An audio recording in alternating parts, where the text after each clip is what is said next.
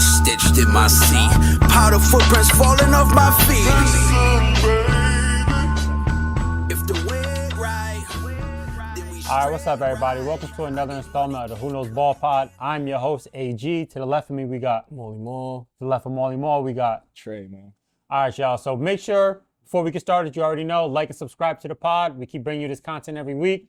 First, we start with the Week 12 recap, and we go with our teams. I think we're going to start with B-More today. Had a good little win over the Jets. Yeah. Another win. Another win. We'll take it. Yeah, listen, offensively, we do not look good. Obviously, if you watch the games, and I'm sure both of you guys can, agree to this, there's something wrong with Lamar. There's just Lamar in fantasy, so there's something wrong with him. He's not 100%. At this point, I don't even know if he don't even look like he's 70%. I just think he's out there, through will, trying to, make a playoff push for our team and get us in a dance and try to make something happen. But right now, he just doesn't look like himself. He's not running around. He's not evading sacks. He's not extending plays. And when he does have the opportunity to run or space to run, he just doesn't take it.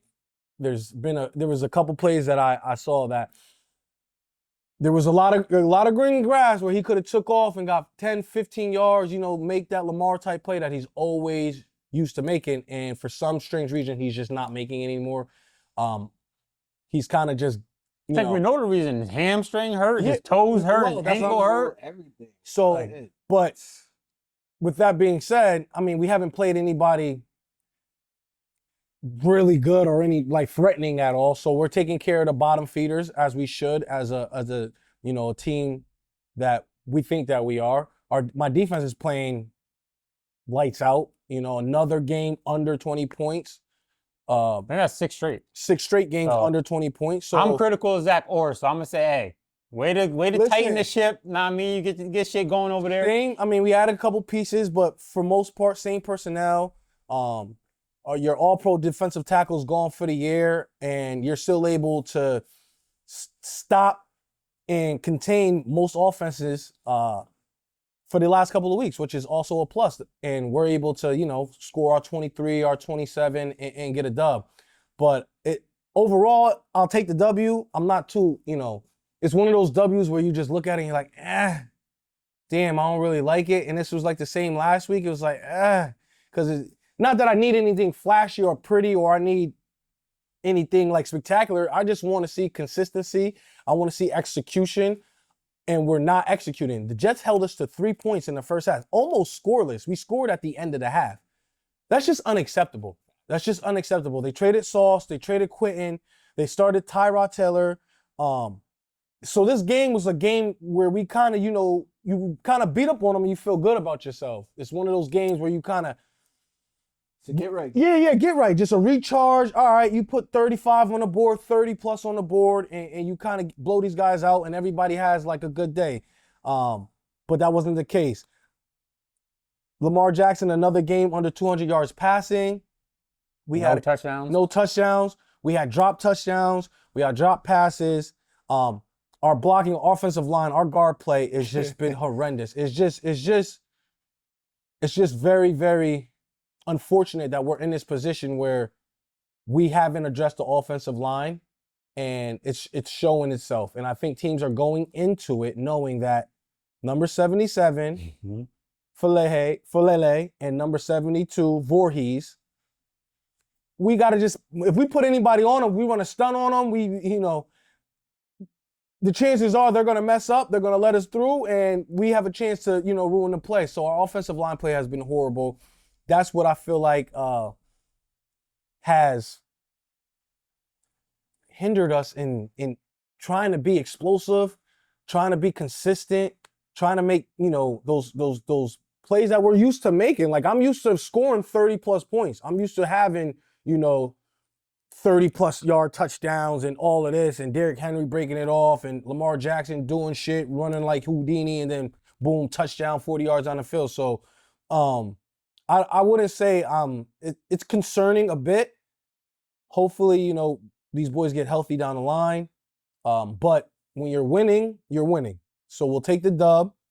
We'll go back to the drawing board. Hopefully we have a better outing this Thursday on Thanksgiving at home against a division opponent. But so for the most part, I'll take the dub. Definitely will take the dub. The Wasn't the offense prettiest.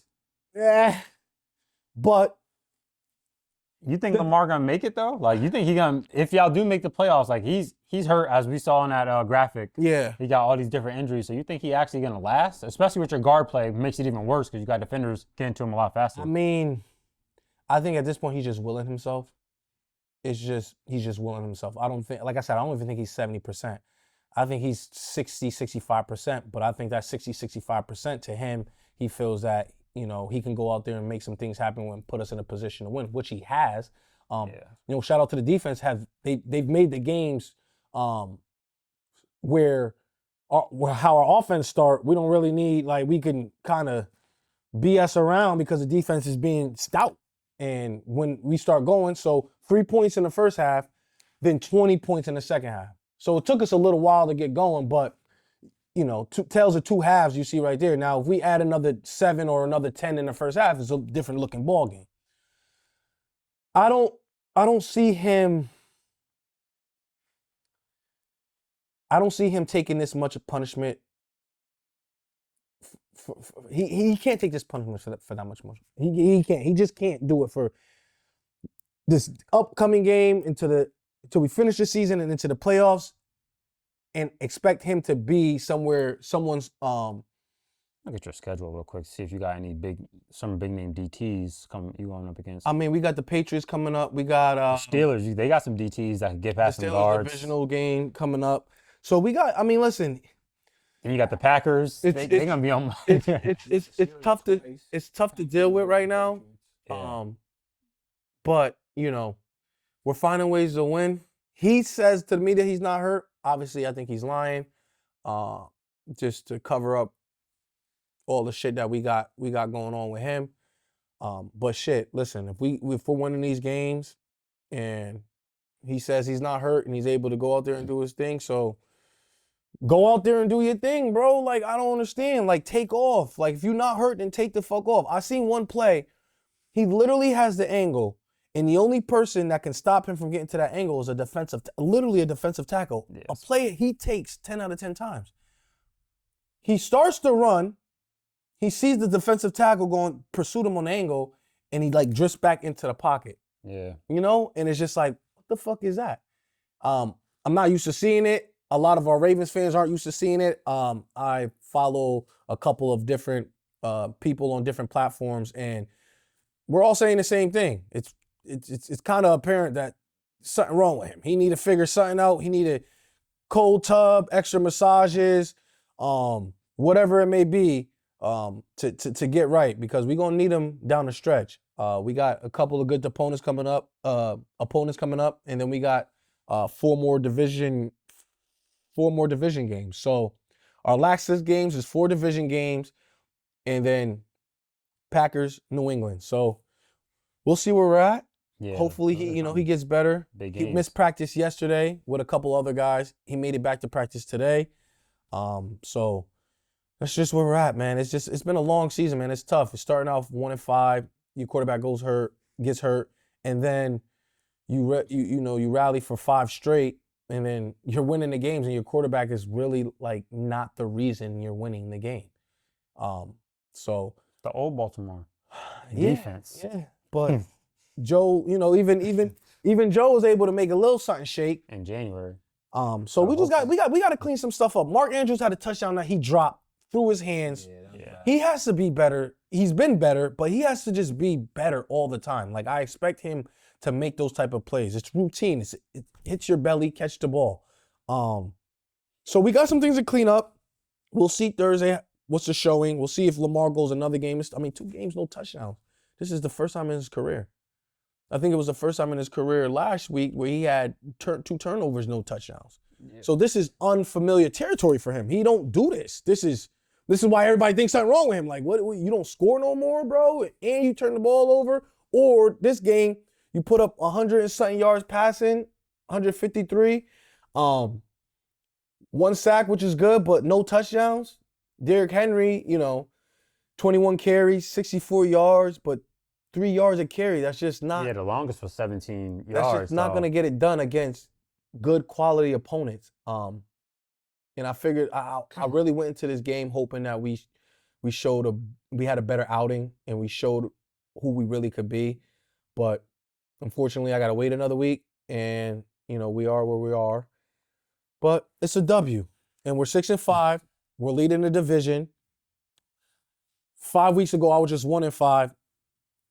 Looking at the draft, most people was saying, and then now I'm leading the division. I'm fourth. Nigga, you was looking at the draft with us. I'm just saying. Listen, when it was 1-5, Lamar went out. It's like, okay, bro, because I know my team. Like Lamar out, come on, bro. We ain't. And the defense was playing like how the defense was playing, so it's just it's just tough to deal with all that right now. But we're fourth in the conference. We're first in the division. We're not far off from everybody else. We got 6 wins. The most wins in our conference is 9 wins. And thinking where we started, where everybody else started, Trey started 3-0 with 3 division wins. He's 1 game better than us. You get what I'm saying? So not to slight you guys, but just to put emphasis on us and what we were able to do in the type of, team that we are and the type of, grit that we shown to get over a 1-5 start. Where a 1-5 start is kind of crazy, bro. Not fact. And then you look up and you got 6 weeks left and we're the division leader. It's kind of crazy. You know what I'm saying? So Pittsburgh. We just got to figure it out, be consistent, and continue to go forward and put these wins and these dubs together, and we'll see where we're at the end of the year. Yeah, I mean, good win by y'all. The Jets are just still a dumpster fire, as we all know. Yeah. There's really not much to say on that side. So good win by the Ravens. Now we're just going to dive into the Cowboys versus the Eagles. The first thing I want to start this off with is I think we can all agree George Pickens is the best receiver on the Cowboys this year. Yeah. This year, I'm saying. Absolutely. This year, bro, he's reliable. He goes up and gets it. It seems like Dak is going to him in those big moments, those. Because Lamb dropping the ball. You give Lamb 11 targets and he catches 4 of them. All right, shit, I got to go to 3. Lamb is not confident this year. I don't think because he had an injury. I just think that he's just not playing. Yeah, you could say confident. He's just not doing what he do. He's just you do what you do. You've been doing it. So I think the fact it's not on some hate and shit, but it's on some subconsciously. Yeah. He sees George. I'm supposed to be 88. He sees George balling. Yeah. Or how about this? Because I also had this thought in my head. CD's paid. Yeah. George is not paid. Mm-hmm. CD is a cornerstone. I know where I'm going to be. George, I'm not a cornerstone yet. I don't know where I'm going to be. So I'm playing like my family need to eat. Man. CD fit my family. Not saying that CD is not. You get what in the aspect of George Pickens really coming up. It's comfortable. Right. But you don't remember Lamb had that year when he was trying to get paid, he had all them drops too. Yeah. So But he had all those drops, but then his numbers were. Yeah, he had 1,700. He was cribbing 1,700. 90 yarders and shit. He was just being CD. He had drops, but he was being CD. What you're seeing now is almost like a switch where it's I don't think he's comfortable. Yeah. So I know you're kind of leaning there where he may have gotten comfortable and Pickens is hungry. Yeah. I know you're leaning, but I don't think it's that. I think more so to what Trey was saying, that he's in his own head and Pickens is balling on his team with him. Not jealousy, not hate, but I'm just in my head damn, my dog is balling out. I wear 88 and I'm not doing what I'm supposed to be doing. Yeah. You know what I'm saying? So I think he's just dead ass in his own head right now. Yeah. But when they do figure it out, the league is in trouble. When they are both on the same page. They're going to be actually the best. I'll take those 2 over Jamar Chase and when they do figure it out, it's over. But right now, I really think he knows that this is his team. He is was the big dog on the team. Then you got Pickens doing what he's doing, and I think he dead ass is in his own head because that drop he had where it was bad. I don't like that shit where he'll drop some shit and then he'll go and blame Dak. Nigga, that's not on Dak. No. Dak put the ball where it need to be, nigga. You got to catch that. Don't blame anybody else. But I do, since we are on my boy Pickens, I do just gotta, for the Eagles fans out there, don't ever put this nigga DeJean on the boy. Oh my God. Come on. What is y'all thinking? Oh my God. The boy. But he does this though. He does this. I can't believe Pittsburgh is honestly insane. Pittsburgh had him running wild routes. Like, I'm sure Dill, like, and Steelers fans, they seen like the practice clips. He was mossing it all the time, bro. Like, he's been missed. Yeah. It's not like, oh, you know what I'm saying? Like, they just didn't have a quarterback. I think with Pittsburgh as well is the media. You know, obviously George Pickens in Pittsburgh, he had, you know, it was never it was never off the field incidents. Ever. It was never, you know, coaching or lack of, you know, showing up and doing what you. He just, you know, he had some extracurricular. Yeah, he had some extracurricular things going on the field where he would taunt or he would Fight a DB real quick, and push a nigga like whatever. That's what I want. after the play, a little, you know, tussle or whatever. But other than that, he was great for you. And then the media gets a hold of it. Then the media gets to spin it. And then I just think even, you know, even like with the AJ Brown and the Philly thing, it's just like I don't think AJ Brown's going to be there much longer. And it's a shame because everything can't go perfect. You can't do everything right. And sometimes football is you kind of have to lean on somebody else. It's somebody else's week. Sometimes it's somebody else's week for 3-4 weeks. This is the team aspect of football. It might be somebody else's year. Right. Yeah. Sometimes it's your defense one week. Sometimes it's your offense. Sometimes your special team coming up to play. Sometimes it's your running back that goes for 182 and y'all have a good running game. Sometimes it's your wide receivers that go for 180 and you have a good passing game. Sometimes your DBs are getting picks and you have a good defensive back.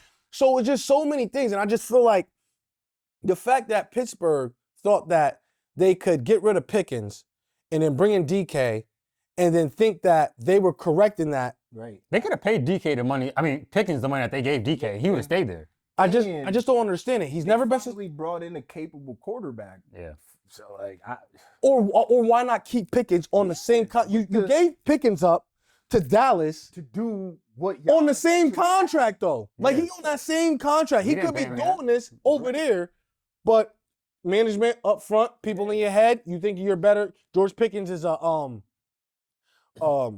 he's all this other stuff, bro. He's just somebody that, you know, they thought that like all that they couldn't go where they wanted to go or do what they needed to do with him on the team for whatever reason, which I don't understand because he made these same type plays in Pittsburgh. Yeah, he did. And obviously, we know the NFL, if a player is special and he has a special, you know, trait or skill or knack for something, you don't just let him walk out the door. Fortunately for me, they did let him walk out the door. I'll take it because Pickens is everything that we've been waiting for. He got that Des Bryant dog in him where like he'll go toe-to-toe with a cornerback. Whereas Lamb will do it a little bit, but he's not like Pickens, bro. So I feel like Pickens is more, but between Lamb and Pickens, Lamb is more finesse. Mm-hmm. Lamb has more route running. Pickens is just go up and get it. I'm taller. I'm 6'4". I'm a dog. If it's in the air, it's my ball. You're trying to tackle me. I'm not going down. I'll make a couple extra yards. Right. I'll make a 360 spin in the air, then catch the ball, one-legged, just spectacular type of things. And you were seeing it on display. And Pickens never really had a quarterback on Dak's level to play with. Going back to college. Ever. That's what I'm saying. In Pittsburgh, I mean, it was Kenny Pickett for a year. Then, you know, he had Mason Rudolph. And then Justin Fields. And then, Russell Wilson. So it was like all these different quarterbacks that weren't really they were all just fit for him to get him the ball when he needs it. Give him the ball 6, 7, 8, 9 times a game. So, you know, shout out to Pittsburgh getting rid of him. Yeah. And I know you happy about it. Happy as hell. And then it showed in this game against the Eagles that he's a problem. 9 targets, 9 receptions. That's 100% fucking completion. He's a problem. What I do want to look at now is just I want to point out Javonte Williams real quick, right? And Nakobe Dean, right? So Nakobe Dean, he's turned out to be actually a better linebacker than people thought. Oh, and like I said to y'all in the chat, he's coming off the same injury that Rashawn Slater came off of. So you got hope? And he was running 2 weeks ago. He was running step for step with Jahmyr Gibbs up the sideline on a wheel route. So yeah, I hope they went to the same surgeon. You feel me? Because respect. So this is 3rd and 5. We're down 14. But just look at Nakobe Dean and look at the blitz pickup by Javonte. So he just kills Javonte Williams for the sack. Like that's what you want to see from your linebacker, right? Come through, boom. And Javonte Williams is a big boy too. Like, big boy. So like that happens early in the game. It's a great play. He made a play. Great play. Now we look here. This is us down. We get down the field. You see Javonte Williams right there. Look at that Stonewall. fucking block, and that's a touchdown. Ended up being a touchdown. But look, bro, he almost knocked himself down against Nolan Smith. That's how you put your body on the line. Yeah, man, listen. And then just one more against Nakobe Dean on a game-winning play. So this is the pass to Pickens that seals it for that field goal. Mm-hmm. That's how you pick it up, though. Yeah. If you don't get that and you let Nakobe Dean run into your quarterback, that play to Pickens doesn't happen for that last slant. Yeah. So I like how he got ran over in the beginning, but shit, he stayed in there. That's kind of why we can't play Blue, I think, because Blue can't pick up like this when niggas is blitzing. So I do just want to highlight Javonte Williams, where even though he ran the ball well, he was doing extra shit that did help us win the game. So shout out to him for that. And then just, hustle play. The biggest hustle play of the game. Nah, yeah, this was a fantastic play. Simpson is the this is fucking idiot. 21 did exactly what he was supposed to do on that. 38 is just effort. It's just effort. What are you Look, Ray Lewis used to say this all the time. Hat on ball. The only thing that can't be measured in football effort is heart and effort. That's any sport. He gets blown up. He almost get little boy. It's like you're a little boy. But nah, fuck it. I'm gonna go. Boom!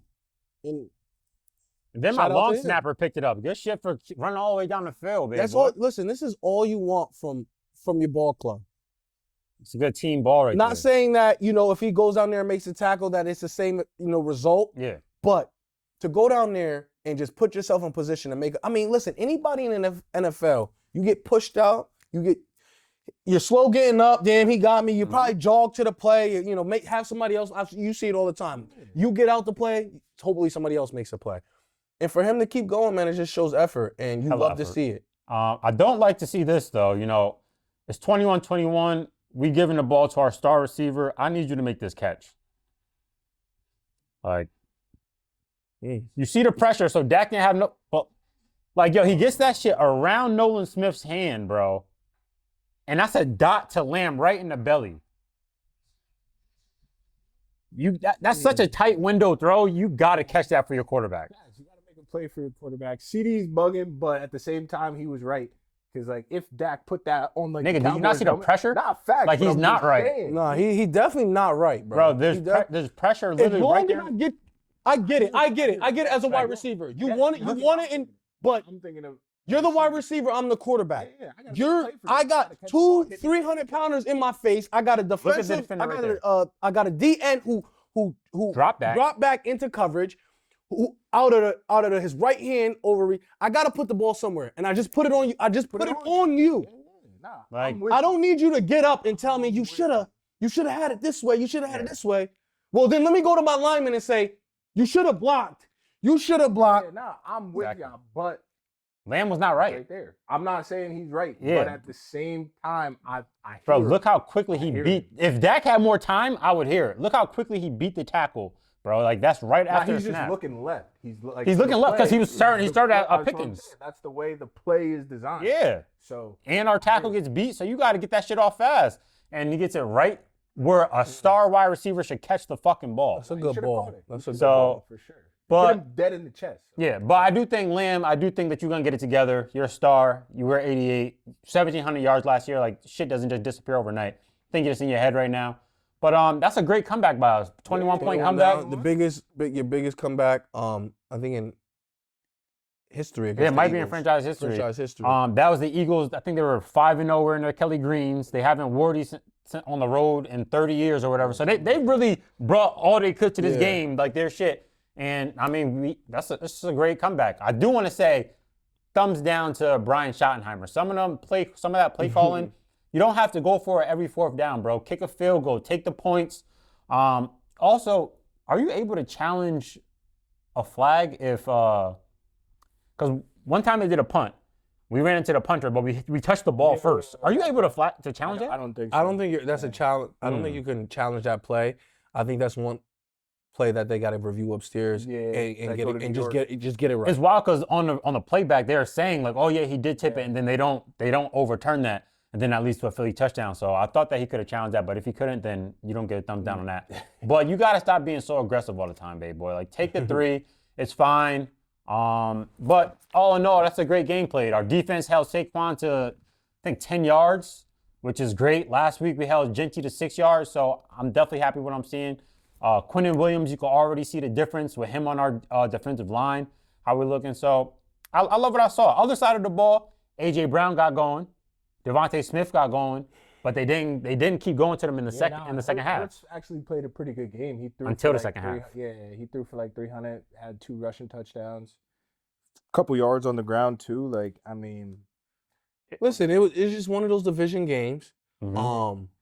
that, you know, the Cowboys woke up and came out and played. That's just what it was. At first the game looked like it was out of hand for a little bit, like it was getting out of hand. It definitely was. But this is a 60-minute game. This is football, ladies and gentlemen. This is what happens. You can never count nobody out at the end of anything until the clock hits 0. We see it week in and week out. And you have to finish off your opponent. Eagles started fast, and then they made mistakes. They had the turnovers. Saquon had a costly fumble. Yep. Shout out Sam Williams, finally stepping up, doing something. Right. Philly was able to force Dallas to punt. Dallas punts. We got to take that 3 right there, in my opinion, again. Yeah, but and then the gunner makes a hit on the guy and fumbles the ball, and then Dallas has it inside the 10. It's just football is just one of those things where it's as much as we like to think we can predict, it's very unpredictable. It just is. The Eagles 2 back-to-back fumbles. Who the fuck is predicting that? I think this is why everybody loves it. It's that human element of it. Yeah. That human element of it of nobody's perfect. Even though, you know, you practice it and you have the repetition for it and you know the game plan for it, you don't fumble at all, and then next thing you know, you're fumbling. yeah. Yep. So it's just, you know, it's football. It's It's contagious as we see. it's a beautiful thing, and I think that it keeps you entertained. It keeps the games where you can't really turn away because you never know. And you know, just want to shout out the Dallas Cowboys for getting a dub against the Philadelphia Eagles. That's a hard team to beat, division or not. Every close game they're in, they've been doing their offense has been struggling passing wise, but they've been doing what they need to do. Yeah. When it comes to finding a way to win the game. Exactly. Dallas, you know, obviously you guys haven't started hot, and you know you're not in a position where you're like, oh, playoffs or none, but you just want to see some consistency, some good ball, you know, just players playing hard and see where that leaves you. So you just want to, you know, tip your hat to Dallas for giving them fight, knocking off their division leader and knocking off one of the best teams in football, and I think at the time the number 1 team in the conference. So all around good game. And hopefully, you know, you can start stacking it and see where you're at the end of the year too, because your defense is now better. I mean, Quentin Williams. I mean, I seen a post of Saquon Barkley's carry total, and it was like 1 yard, 2 yards, 4 yards, -2 yards, 1 yard, 4 yards, 1 yard, 3 yards, and it totaled up to 27 yards or something like that. I think he had less than that, bro. Or something crazy. He had like 10. And that's just that's we know why that is. That ain't just 22. 22. That ain't by coincidence. It's Quentin Williams. It really is. When you have a defensive tackle who can clog the middle, who can stop run lanes and put the pressure on your guard and your center to actually, you know, make a play, and they're not able to get to the second level, then you can't run. Yeah. And you can't run. The additional overthrows helps too. It all starts up front. Yeah. So on both sides of the ball. Facts. But yeah, that's a great win, Dallas. Shout out to our defense is looking. Yeah, shout out to our defense. Our shit was bad, bro. They were horrible, and we brought in some guys. was battling For the worst defense Yeah. ever. And all I was asking for was a real defensive tackle. So now you got Quentin to match with Osa and Kenny Clark. It's not to toot my own horn, but it's probably top 3 defensive tackle room in the league, if not the top, because our rotation. Well, Kenny Clark and Quentin, yeah. I mean, I don't know a team with another 2-headed defensive tackle. I mean, you could say maybe Pittsburgh, maybe. Yes, but, maybe. But yeah, no, for sure. Kenny Clark is established in this league. We know him from Green Bay. Quentin Williams, we know him from the Jets. And they're good, dominant players. So shout out to them. Yep. So, yeah, that's a good win, Dallas. Philly, y'all definitely choked on that. Y'all going to hear it. But now we're going to jump into that Thursday game, the Buffalo Bills. Josh losing to Davis Mills. How we feel about that? Pray for Justin Herbert, man, because we got Houston coming up in a few weeks. And the Buffalo Bills offensive line is way better than the Chargers. And best in the league. Dudes was supposedly. getting, I think that game, I mean, this is the second year in a row that the Bills haven't beat the Texans. And last year, the game kind of looked the same. I think Josh Allen had 2 interceptions last year, no touchdowns. They lost, I think, 9 and like 24 or something. Another horrible offensive showing for Buffalo. And then you come into this game Thursday night, and it kind of looks like last year's game. Because I remember last year specifically, that was Stephon Diggs' revenge game. Yep, yeah. And this year it's like, I don't want to hear nothing about Buffalo. I really don't. You done with them? Not that I just want people to tell it like it is. Tell it like it is. All right? Let's stop sugarcoating it. Let's stop trying to give praise for nothing. Let's stop trying to, advocate for a team or a player and propel them and prop them. No. Call them and tell them exactly where they are. They are a team with a good quarterback that has been floating around like, with the top of the AFC for a while, and it's just an underperforming showing by Josh Allen once again, and he never really gets the blame. It's always something else. Like I seen somebody say he was sacked 8 times. What are you supposed to do? And then I look at one of his sacks. He ran around 55 yards in the backfield for a loss of like 20 yards. Yeah. And that counts as a sack. And it goes into the total. And then you look at the total and you're like, damn, 8 sacks, nobody was blocking for him. And then you look at it, and then we look at the offensive lines rankings from the league, and they're top 3 offensive line. Then they go into his receivers can't uncover. Welcome to the NFL. A lot of people's teams' receivers can't uncover. Why is it always something where we'll shy away from Josh? Like, Josh is great. It's not Josh's fault. The receivers can't uncover. The O-line can't block. The defense is missing Ed Oliver. Everything. Why can't we just? It's just the inconsistency, because when quarterbacks play bad on other teams, they hear it. But when Josh Allen plays bad, he doesn't hear it. He never hears it. You had the run game too, 116 yards and a tud from your running back. And I just don't understand. I don't understand. These are the type of games you lost to Davis. Yeah, Davis Mills. Josh Allen lost to Davis Mills and got outplayed. By Davis Mills. You don't hear anything. Nah, you just hear what he did. And they're 7-4. And they're 7-4. Bro, they could miss the playoffs too. They're not going to win a division.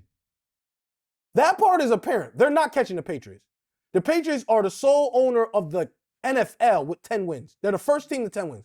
You're not catching them. Yeah, they're shot. You're not catching them. You're just not. If they rip off another 2 before they even get to play you again, it's crazy. So what I'm saying to you is, and you could lose that game. You could get swept by the Patriots. We could be looking at Buffalo as a 5-loss, 6-loss, 7-loss team by the end of it. Can you bring up Buffalo's schedule, please? Right there. Joe Burrow is back. They'll be playing Joe Burrow. They still got to play the Steelers with Aaron Rodgers at Steelers. That's not a walk in the park with that defense, okay? You got to play the Patriots again. At New England. You have to play Philly. Philly's going to need that game for seeding. Myles Garrett's about to break the sack record. Then you got to play Myles Garrett, where your offensive line is great all the time, just not that last game. And then, and then you got the Jets. So, realistically, can they win all these games? Yes. Sure. I doubt it, though. Can they lose 2 or 3 of these games? Yes. I got the Patriots. And I feel like if it comes to that, they'll blame everything else besides Josh. And I just want media, the NFL, and everyone just be consistent. When your quarterback doesn't play well, blame the quarterback. Because I come from a franchise where they blame the quarterback. Me too. You know what I'm saying? Derrick Henry fumbled 3 weeks in a row. We didn't even hear about Derrick Henry, bro. It was Lamar Jackson and how the Ravens start 1-3. Like what? What? Like what? What are you talking about? When he fumbled, we got the lead. But somewhere you threw Lamar Jackson in there. And then and for some reason, they don't throw Josh Allen in there. No touchdowns, 2 interceptions. Just not a good day. Yeah, not a good day. Shout out to the Texans, though. Texans defense is fucking. Listen, they were harassing him all day. William Anderson. That was like a breakout game for him because we've been waiting for him. We've been waiting for him for his draft. When he got drafted from Alabama. He's had a couple of these. So but he should be on Aiden Hutchinson. He should be at that level now. When Aiden came out, it took Aiden about before you realize saying Aiden probably top 5 already. You know what I'm saying? Nobody's saying Will Anderson's top 5. You may have him borderline, 8, 9, or 10 though. I'm telling you, bro. As a pass, yeah, bro. You can name 8 pass rushers that's better. You can name 8 pass rushers better than him. Go ahead right now. You want me to name them? Yes, please. Micah. Okay. Watt. Watt? No. Okay. TJ Watt? You stupid as fuck. Stop playing, bro. years? Stop playing. Okay. Stop playing. Stop playing. No. Stop Go playing. ahead. Crosby. Okay. You got 3. The dude from Denver was it Ben Benito. Okay. Sure. Benito. Hunter Daniil Hunter is better than him. Stop it, bro. What are you talking about? You got it. I don't want to hear the list no more. You got it. Anyway. You're just an Alabama guy, bro. That's just a fact. If we came into the season, if the season started today and we were coming into the season, you would not say Will Anderson is better than Daniil Hunter. Stop it, bro. Stop it, bro. Trey, just stop it. Coming into the season, he was better? Will Anderson was better? Easily. My book. It's crazy. Everybody from Alabama they can't just get a slide, bro, because they went to Alabama and that's your team. Come on, bro. Daniil Hunter just got a raise this year, bro. He just had another double-digit sack, bro. He is a monster. Come on, cut it out. And if you want me to finish, I'm probably taking Rashad Gary over him. I'm probably taking Aiden Hutchinson over him. I said Aiden Hutchinson. I didn't say Aiden. Verse over him. Verse is a good one. Who we got? Who else we got? Now Daniil had one more sack than him I feel year. like I'm missing. I feel like there's a few other people I'm missing. Now. But I'm not. This is not to say that he's trash or he's not. Dog, I said he's borderline top 10, 8, 9, or 10. That's fucking fantastic. I got him at You know what I'm saying? I got him at like 6, 7. But just shout out to him. Shout out to him. Smothering all game. They did what they had to do. Corners, And shout out to Davis Mills. You come in, you're the backup. You don't turn it over. You put the ball where it needs to be, and you get your team a win at home. Hey, great win by the Texans. Way to take out the Bills. Now we're going to move on to the Bears, taking out the Pittsburgh Steelers and Mason Rudolph. Ben Johnson Bears, man. Ben Johnson Bears. That the previous regime, any coach you want to name, they lose this game. They definitely lose this game. That's a great win. Once again, Deshaun Wright with another interception. Cowboys drafted him, let him go, unfortunately. I just want to go ahead. No, you're good. I think Pittsburgh had 2 defensive touchdowns. Yep. To lose that game is crazy when you have 2 defensive touchdowns, bro. I think this is the start of, obviously they didn't have Aaron Rodgers, so I don't want to harp on it too much, because you definitely didn't have your starting quarterback.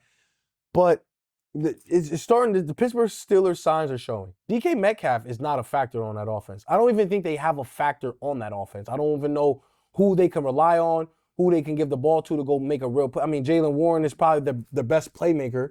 And if that's the case, That's tough. That's tough. You're not going to go too far with that as your best playmaker. Wasted their 2nd-round pick on Caleb Johnson, apparently. Not Yeah, at all. At all. The Chicago Bears, 2 defensive touchdowns. I think one of them was a sack fumble in the end zone, and they still put up 31 on the defense. And I don't think they had a defensive touchdown. So their offense was. I think Caleb Willis had a really good game. He was wheeling and dealing. He's coming into his own. He's actually compiling a consistent good game after good game, type of basis just to try to, 3 tuds. three touchdowns. He had a good game. But shout out Ben Johnson for awakening him and getting the Chicago Bears to 8-3. I haven't seen the Chicago Bears in 8-3 since Urlacher was on the team. Yeah, You know what I mean? It's been a while. Or maybe that year with Trubisky where DK had 5 catches for 22 yards. Yeah, it's just And he's supposed to be a deep threat. their offensive, the fact that there's a DK Metcalf and not a George Pickens on this team just says it all. You have, no play Ben Skoranek, Darnell Washington, DK Metcalf, Kenneth Gainwell, Calvin Austin III. These are your playmakers that you put the ball in their hands to make plays so you could beat the other team. And the wild thing is Gainwell be balling for I these was about to niggas. say Gainwell is actually their best weapon this year. And he's like a, He's a journeyman. journeyman. So I like what I'm seeing. I think everything is, showing his ugly rear, head right now, and it's showing that the Pittsburgh Steelers can't produce points. They need their defense. And this is like all season long, this is the game that the Steelers have won. Those games where they get multiple turnovers, multiple scores off those turnovers. Yeah. That's how they've won half of those 6 games that they won. But with their doing that, they don't give up this type of, 31 points to the Bears is fucking crazy. Yeah. And if you should We just played DJ Moore's 2 touchdowns were both on busted plays by the Steelers. Ravens and Steelers played Chicago with backup quarterbacks this year. Both teams. Chicago was way away for both games.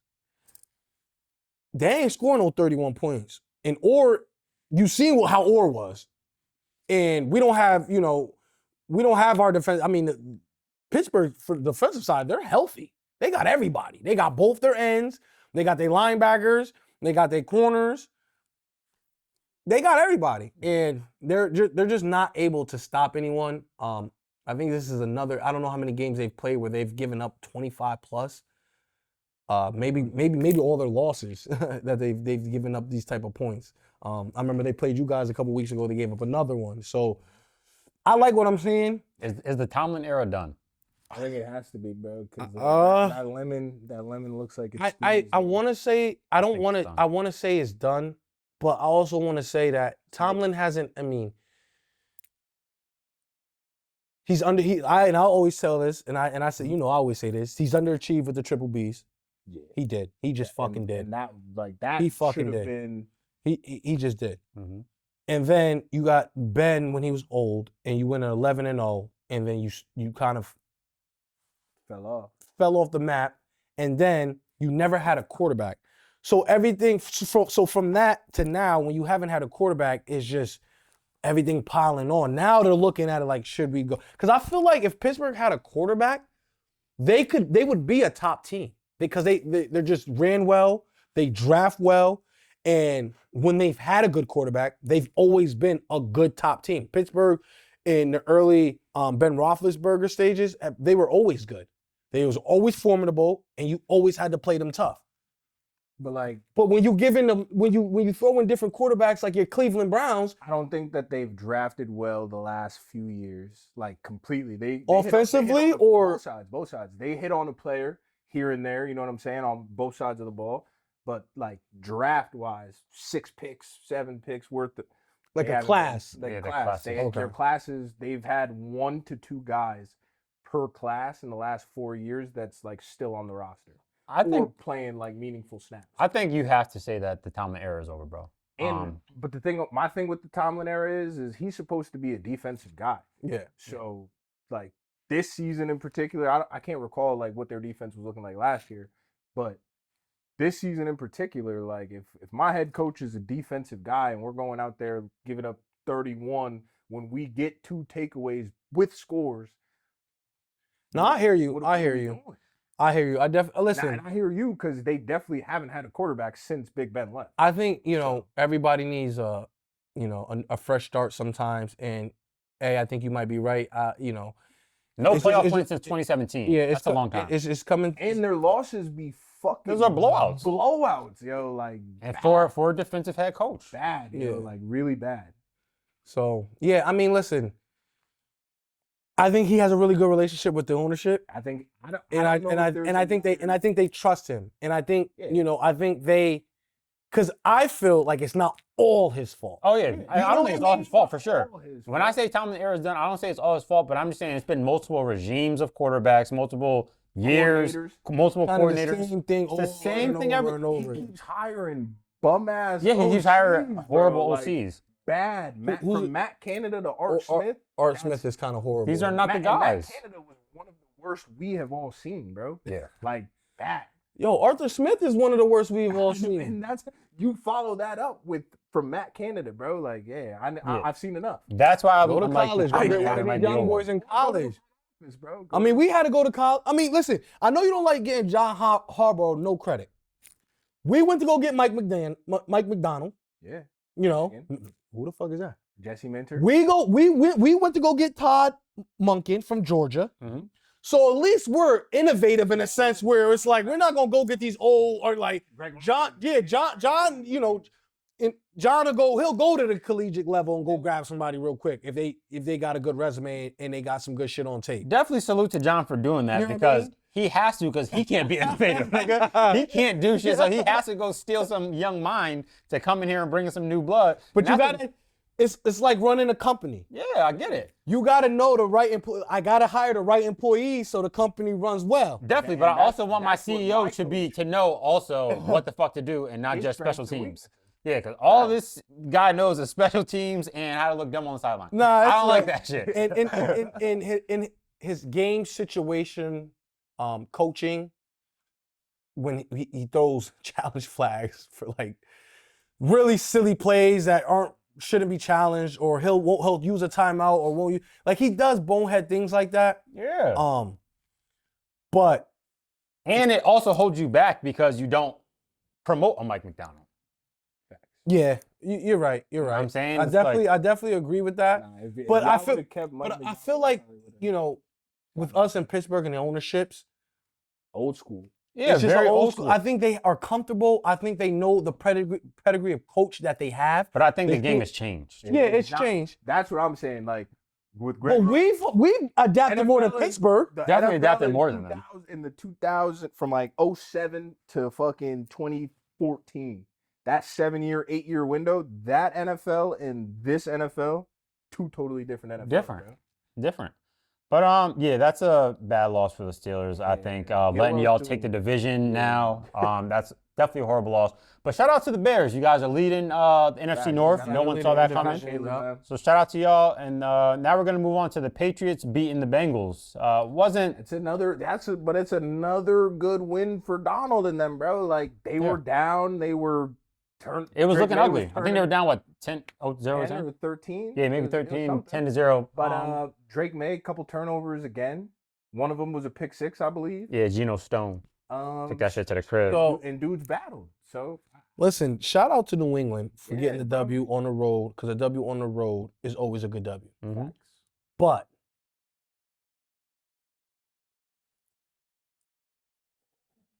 it ain't looking like how it's supposed to be looking, if that makes sense. yeah, We but- all have a friend. Bro, they won. They won. What did they win last year? 3 games? 4 Yeah. games? 4 No, games? listen, they handle him like I get it. New coach, quarterback, you know, playing up to par.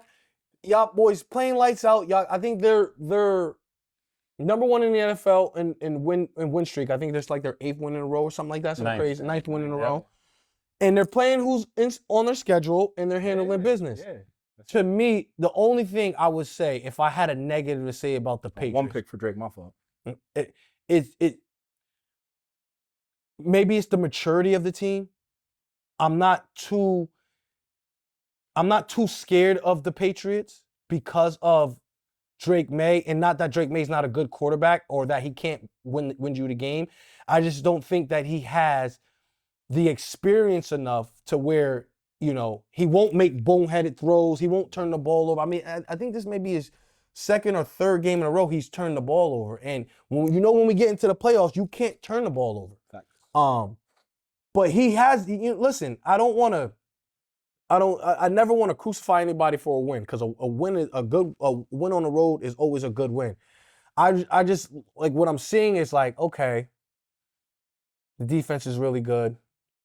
Vrabel got these boys playing, and you know Drake May comes in and does his thing. But I'm gonna be honest. They don't.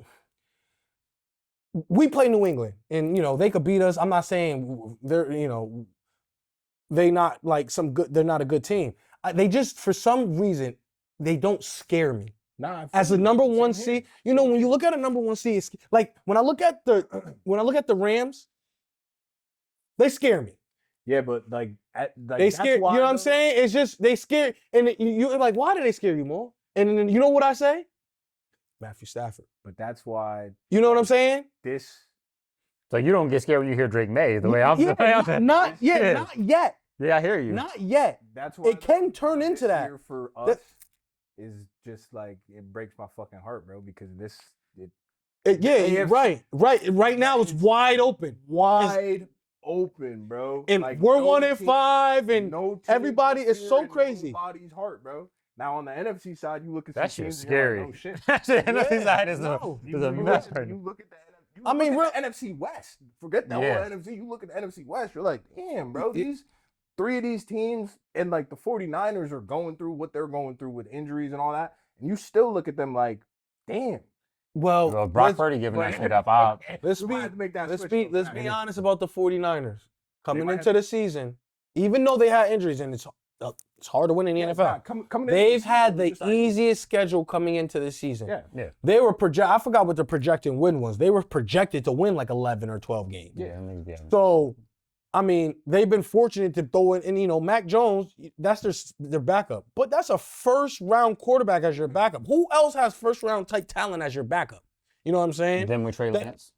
They've actually played, Trey went Lance to is a booty. Pro Bowl, He's booty. went to the playoffs, led a team to the playoffs. I think you got to win in those playoffs too. No, they lost to Buffalo. Oh, they got blown the fuck out.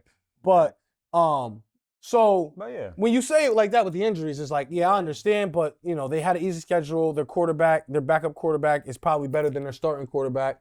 So, shout out to them. The only real team I'm fearful of is on the NFC side is I'm what I seen from Philly. Philly is like you don't know what you're gonna get. Philly is looking like that whole thing. Like right now, everything they had is gone. Like all that continuity, all that morale. We just won the bowl, and they're like, "Oh, don't call us the defending champions. We're not defending nothing. This is a new season." Like all that, it's gone. Yeah. It's now you got dudes selfish, dudes worried about their own this, their own that. Yeah. Like so there's gonna be a lot of movement in Philly after this season, I think. Definitely is. But back to this Patriots Bengals, I think that's a good win by them. The Bengals have been in so many games this year where they're right there. This is one that you could say if Jamar Chase plays, you know what I'm saying? Yeah. They lost by 6. And you got to blame him. No receivers. Like he needs to feel that as a leader of this team, he needs to feel like that stupid shit that he did, and he could have cost his team a game. So you can't be doing shit like that. I'm pretty sure he's a captain too, so you can't be doing shit like that. Chase Brown, a good game. He's starting to get it rolling. Yeah, he is. But hey, that's another good win for the Patriots. I do want to shout out Stephon Diggs, who did not do much in this game, but he's just been reliable. He had a really good, I think, third clutch down ass conversion. Yep, right here. Third down, yeah. This kind of ended the game right here. Boom. I think they go down wide receiver. They go down the field and get a field goal. Yeah, veteran wide receiver. You rely on him. I'm not gonna lie, yo. He makes a play for you. Josh McDaniel's been doing this shit since I was like a sophomore in high school, bro. Yeah, no, Josh McDaniels is one of the head coach for shit. One of the best coordinators in football for sure. When it comes to calling plays, bro, he's one of those guys. Yeah, so shout out to the Patriots. That's a good win, Diggs. Shout out to you, clutch catches. And now we're gonna move on to the Detroit Lions beating the Giants. It's a little too close for comfort. Stressful. I see Detroit Gibbs legacy game, yo. Detroit Lions was my number one seed or number one pick team in the NFC. I just thought, collectively with offensively, defensively, that they just had so much that they could just be dominant. And then what I'm seeing is the offense is still the offense, but the defense is just not dominant at all. Yeah. They're losing games that they shouldn't lose, like last week, And then now they're almost losing games that they shouldn't almost lose to the New York The spread Giants. on that was 14. Yeah, 12, and- 11 and a half. And then you're playing a third string quarterback, which is Jameis Winston, who was a number 1 overall pick. So obviously, your quarterback has some experience back there, so you got to be prepared for that. But they're on the road. They're in Detroit. And they're literally, in that game, they was doing what they wanted to, flea flickers and quarterback outs and all these types of, all these types of plays, and, capitalizing off of it and making it a game. And they were actually leading this game for most of the time. And without Jahmyr Gibbs, this is not even a game for real. Yeah. If that boy ain't on that team, this is a blowout. This is a blow. He single-handedly won them the game. Kept him in it and then won them the game. Nice. It's just phenomenal. So Lions defense really not looking like it's not looking like how we used to look. They had a little stretch this year, but like I was telling Abe earlier, I said I don't believe Kirby Joseph's there right now. I think he's hurt. Terry and Arnold stink, but he been hurt. But like when you have a center fielder like Kirby Joseph, who I think he had like 6 interceptions last year for Detroit. Yeah, I think he led the league. And then he's not there. Yeah. And then you see these flea flicker shits, and then you see Jameis Winston catching an out and then juking left and right for 40 yards. Speaking of the play of the week. It's crazy. Now the yak on this play, Jameis has had a couple give me that knee injuries and shit too. Oh my God. But mind you, Jameis is 6'5", 245 though. No, bro. He's not supposed to be doing Barner is crazy. I know, but I'm just saying he's a big guy. That's it. Like, come on, what are you doing, Barner? It's a good way to evade that fucking tackle too, Gunner. It was crazy. And that's hilarious. Definitely the play of the week. Sellies and shit. Facts. That's tough. But yeah, I think the Lions defense might be their Achilles heel when it comes to playoff time. They're gonna have to score 34 every week. And they're capable of doing it, but that's just a tough ask to happen in the playoffs. For sure. Facts. For sure. That game's a lot closer than I expected it would be. And now we're gonna move on to the Green Bay Packers beating the Minnesota Vikings and the man they call 9. I mean, he's battling for the worst quarterback I've ever seen. He's trash. You've seen worse than him. Stop it. Who? Matter of fact, I don't know, yo. The only person off the top of my head is Josh Rosen. That's the territory he's in right now. Because I remember Jamarcus Russell, but that was. I'm trying to think, yo. Realistically, no. Who was that dude who played on Buffalo? What's his face? Peterman. Yeah, Nathan Peterman. That's the worst quarterback I've ever seen in my life. He threw 5 against us. That's the worst quarterback I've ever seen in my life, bro. Touchdowns either. He's horrible. Nah, bro, because Josh Rosen. Yeah. Josh Rosen was bad. But Josh Rosen's stat lines would be 6 for 21 with 64 yards and 2 picks. Josh Rosen was bad. Yeah. Bro. Yeah. Real bad. But JJ McCarthy, I mean, you fucking spent the 10th overall pick on this guy. It just goes back to what I was saying though, bro, is because why do these decision makers try and see something that's not they're pressured to do it. The media it's a pressure-filled business. So you pressure and ego too. So, yeah, you want to be right. See it, and then it comes to bite you in the ass. And right now, when you don't do it in college to think that you're gonna jump up to the highest level and then be able to do it, that's just crazy. Yeah, that's bad work, bro. Yeah. I think just insane. I think he had 87 yards passing, two interceptions, bro. Just totally. They said if he spiked the ball every snap, he would have had a higher QBR than he had with what he did. And that's just pathetic. That's kind of because you don't have because you're right because if you spike it you don't have the interceptions what brings it down lower, right? And that's just pure ass. That's just bad quarterback play. I'm glad my organization's never like that where we gotta fucking think or try to take a leap on a guy and hope that this is that. The wild thing is the league thought y'all took a leap on a guy taking Lamar at 30.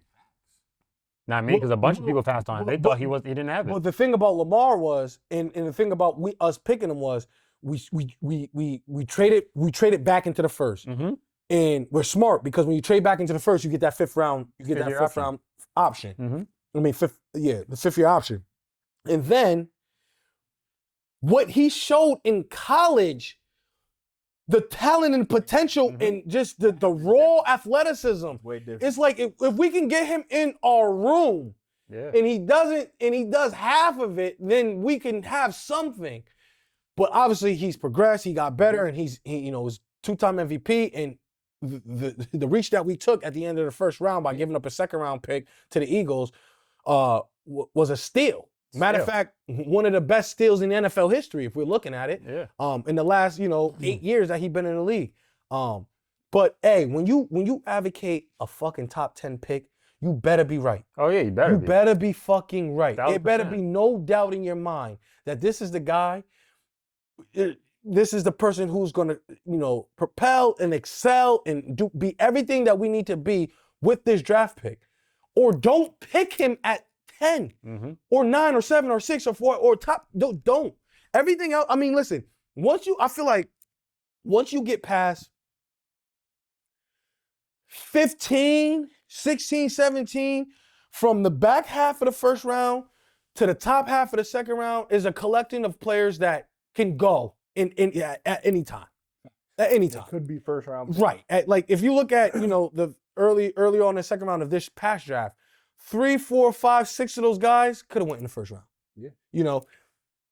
When the Bucks took Emeke, that was looked as a shocker. Yeah. I had him going in the high first. You know what I'm saying? But not a lot of people, the consensus was, he's a first round talent, but like not a lot of people, because he was overshadowed by a lot of guys while he was at Ohio State. All I can say is hopefully that teams have the teams have the coaching staff and the front office that do their homework, that work really hard to bring in the best guys and the best players that fit them and that they think or they want to know is going to be something for their ball club. And I just, me personally, I need it for it to be a sure thing. Even though sometimes sure things don't pan out. Yeah. Like they don't pan out. Everybody's not going to pan out. So, you have to be lucky. 65, 80% of the shit is luck. 80% of it is luck. I swear to God, 80% of it is luck. 80% of it is luck. You have to be lucky in drafting these players. You have to have the right coaching and the right, development system for these players to excel. Some players are going to come in and they're going to be dogs regardless. It don't even matter. You can draft me first. You can draft me 55th. I'm going to be a dog. And, some players just got it. And I just think that taking JJ and then seeing where the Minnesota Vikings are now, 10 sacks, 20 quarterback hits, 60 pressures is fucking insane. So now we're going to the Packers defense. We're talking about Micah Parsons now, just for his first 11 games with the Packers. Yeah, he's been going nuts. So 10 sacks, 20 QB hits, 60 pressures. It leads the NFL. So this is one trade where I say it benefited both sides. Without this trade, we don't get Quinnen, a first, and Kenny Clark. Yeah. Without that trade, they don't get Micah Parsons. Yeah. So I feel like this completely benefited both sides, where they needed an edge rusher because they need somebody to close out games. Micah can do that for them. We needed somebody in the middle big to help us stop the run and to bring everybody else better. So I think this worked completely for both sides, but Micah is going pretty nutty over there. Shout out Green Bay, yo. Shout out Tom. Give a little love to Green Bay. You handle your... Everybody looked good. It was a good well, no, show this game was mainly more on the ground. Yeah, it wasn't really Jordan Love, so like. No, I'm not saying he had a great game or nothing. Yeah. I'm just saying he kept it steady. But he did some things. But yeah, just look at Michael Parsons beating Darisaw. Just get off me. And Darisaw's a great tackle. I was gonna say a high level tackle. A great tackle. Sure. But this is the NFL. Right through. Yo, not for nothing though, bro. Like as a Vikings fan. That wasn't JJ's fault. That was just collapse. JJ sat out all last year. He was hurt. Shit come fast. Some of that last year. Micah was on fucking JJ crazy this game. Pause. But when your quarterback, does what Jordan Love did. When he has a year, somebody's out there. Sam Darnold was playing great last year. Sam Darnold was a top 3 pick. He's a talented guy. So like they're in the room together. He's bouncing ideas and like picking his brain, all that good stuff. And then for him to come out and look like this, when you had Daniel Jones and Sam Darnold in the building last year, and said no to both of them.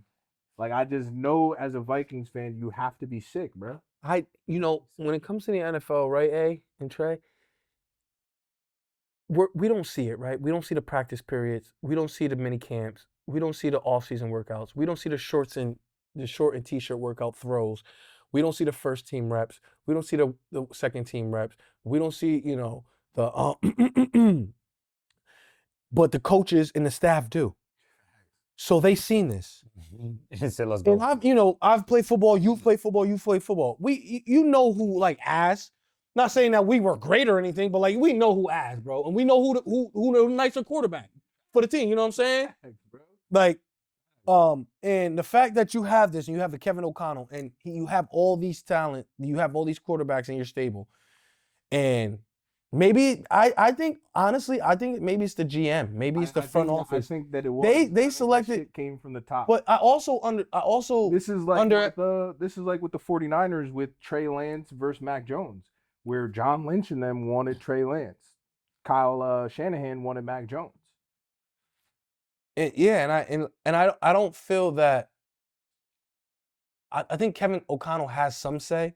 Yeah, and I think if if he got a quarterback and he said, let me look, like you go to these guys' pro days, you evaluate tape, you go to their pro days, you go to the combine, and then you get these guys in your building, you ask them the questions, you do the private workouts, and for you not to see what we see on tape, like what did you see in camp and everything else from JJ with running with the ones where you're like, you know what, this kid is it. Yeah. Him and JJ. The other JJ Jettas, they gonna work. They gonna be magic. They got a connection, and you're able to know that early on. And I just think the pressure of everything. You drafted him high. You have to play him. You can not play him. But that's to your point. That's why I think it came from above. He'll have one more year. He'll have next year. I don't even think he's gonna have a full one more year. But you have to because it's your investment. You don't just give up on investment. The roster. I understand that, but like you have to. At some point, you think that a little bit more experience, a little bit more repetition, a little bit more. It's either gonna knowledge of the game helps a player. It's either gonna be that, like you're saying, or by the trade deadline next year, the Vikings are blowing shit up. I was about to ask you, do you think that they should trade Justin Jefferson? No, because they're invested right now, right? But if things don't start clicking. Somebody would take his contract. Nobody cares about the money because he's already been paid off. He's been a model player throughout this. He don't be crying. He don't be bitching. He's just going about his business. He shows some frustration on the sideline a little bit, which is normal. Yeah.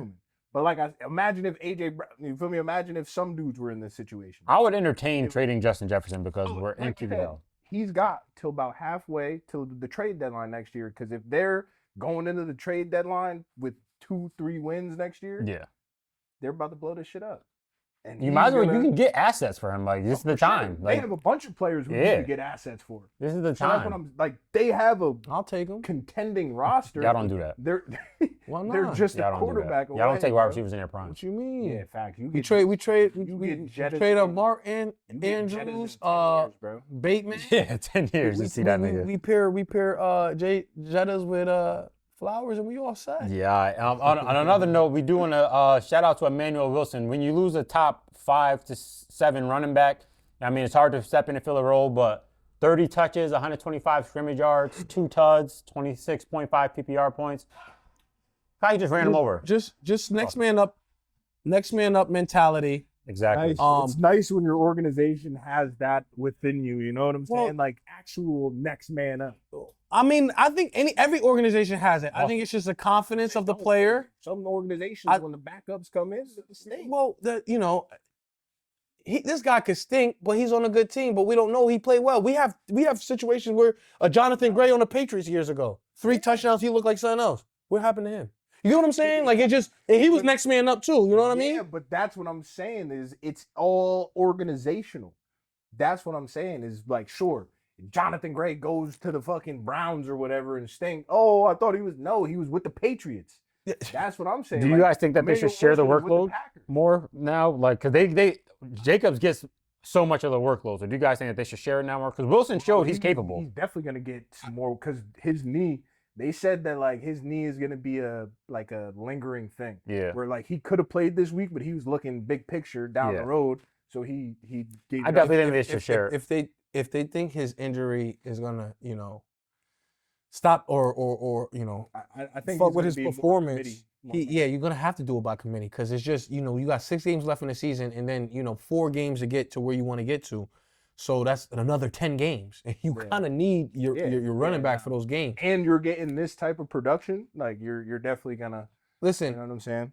Green Bay came out, handled their business at home for the first time. I feel like in the last couple weeks. Defense went crazy. Defense went crazy. Run game went crazy. And it was one of those good showings where it's like, okay, Green Bay, do what y'all do. Yeah, and I've been waiting for them to really put their foot on somebody's neck, so that's a good win for them. And JJ McCarthy, once again, thumbs down to you. I don't see the future there. Trash. Then we're gonna move on to Seattle Seahawks beating the Titans 30-24. Started off a little slow. Yeah. For Seattle. But JSN. Well, listen, it's a cross country trip, right? Yeah, no, was it a 1 o'clock game? Yes. So it was a 1 o'clock game in the 1 o'clock. So was that 7 a.m.? No, on the West Coast, 10 a.m. for them. So but once they woke up, yawned, brushed their teeth, wiped their eyes, got to it. They got to it. Yeah. They got to it. Back to regular schedule programming.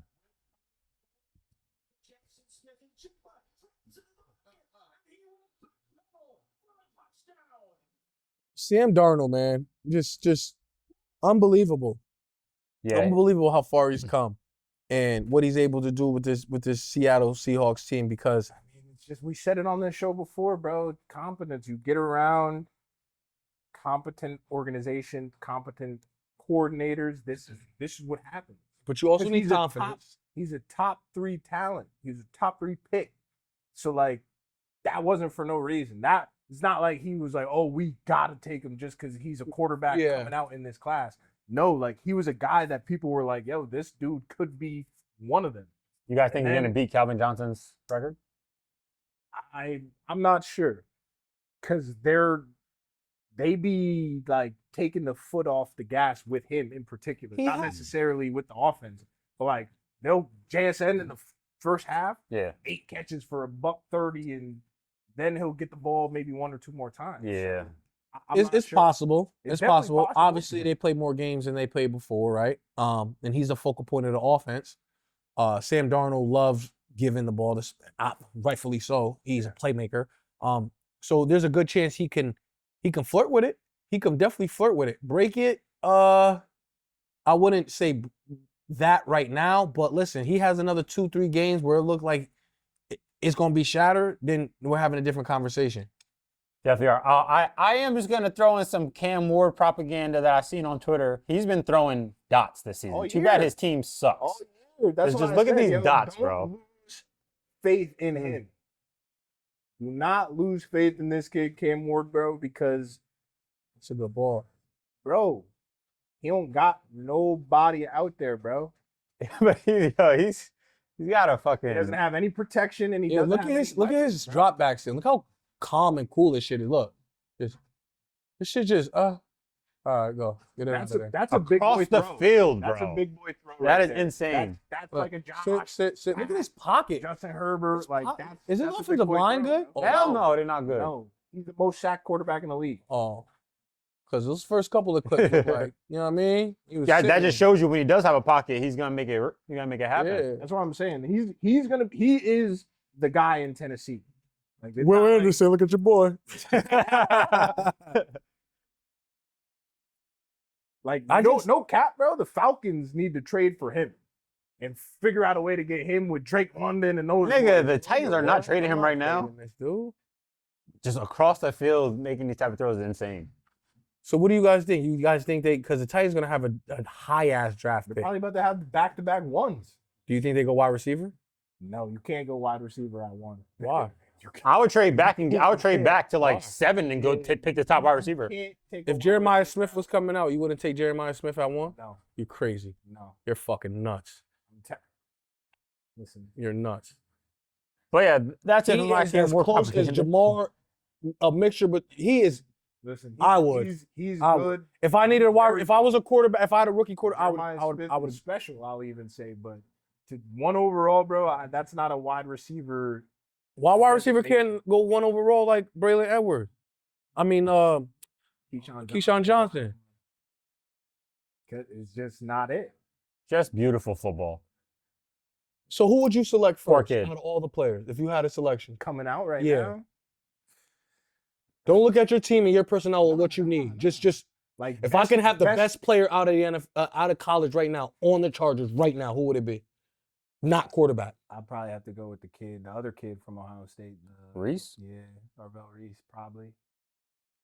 So I don't know if I could take him you would number take one. an off-ball linebacker number 1 over a wide receiver? That's the same shit. That off-ball linebacker could be of the mold of a Micah Parsons, of a Nick Bonito, of one of those guys. So Number 1? and I have right now the way it stands. Okay, let me ask you this. My DC, I would take Reese. Let me ask you this.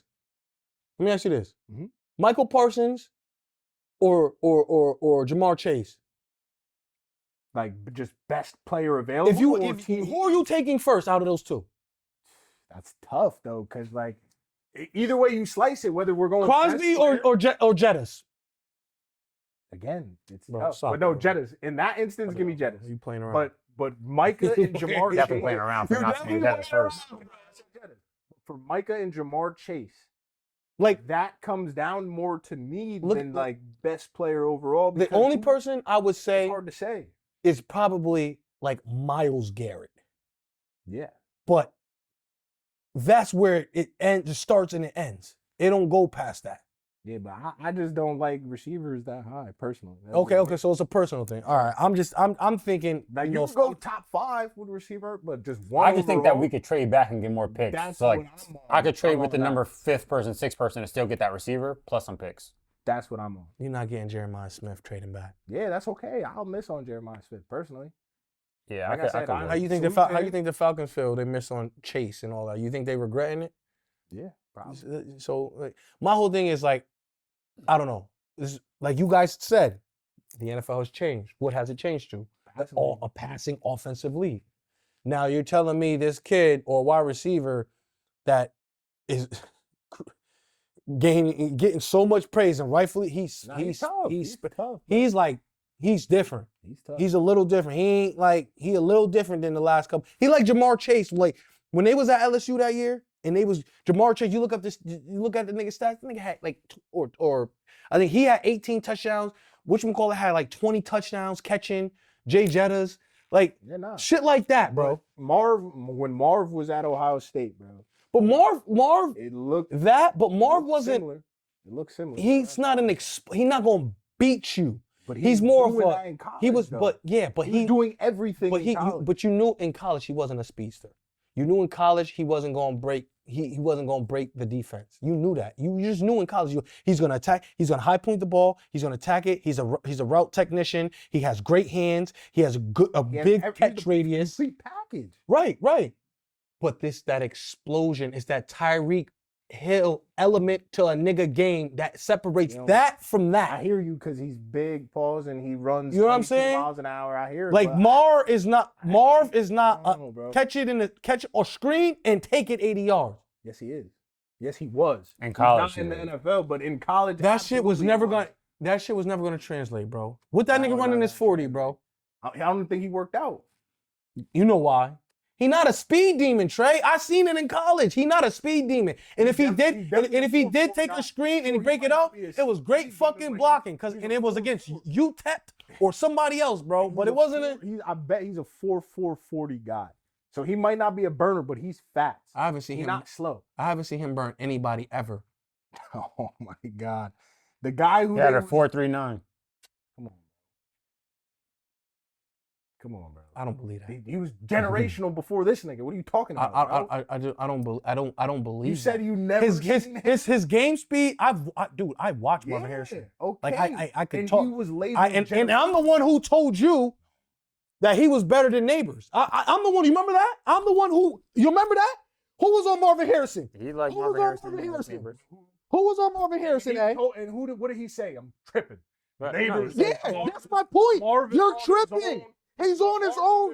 is on- That proves my point. I had him up here, but I also knew he wasn't a burner. I also knew that. I seen the He was tape. generational. Like I So said, that's the it was total a catch package. radius. It was a high point of the ball. Everything. It was a Everything. route technician. It's his dad, It was it's the lineage. It's It was everything. it was his body. It was his body type. Yes. It was his body All that. control. Which It is was the same never. thing It was with never Jeremiah. his speed to me. All right, but Neighbors, Jeremiah- I would have thought. If you would have asked, you would have said, "Mo, so Neighbors faster than Marvin Harrison with the ball." No. I probably would have said, "Yeah." If you asked me back in the day, I'd probably say, "Yeah." But I would have probably said, "What the fuck does that have to do with anything?"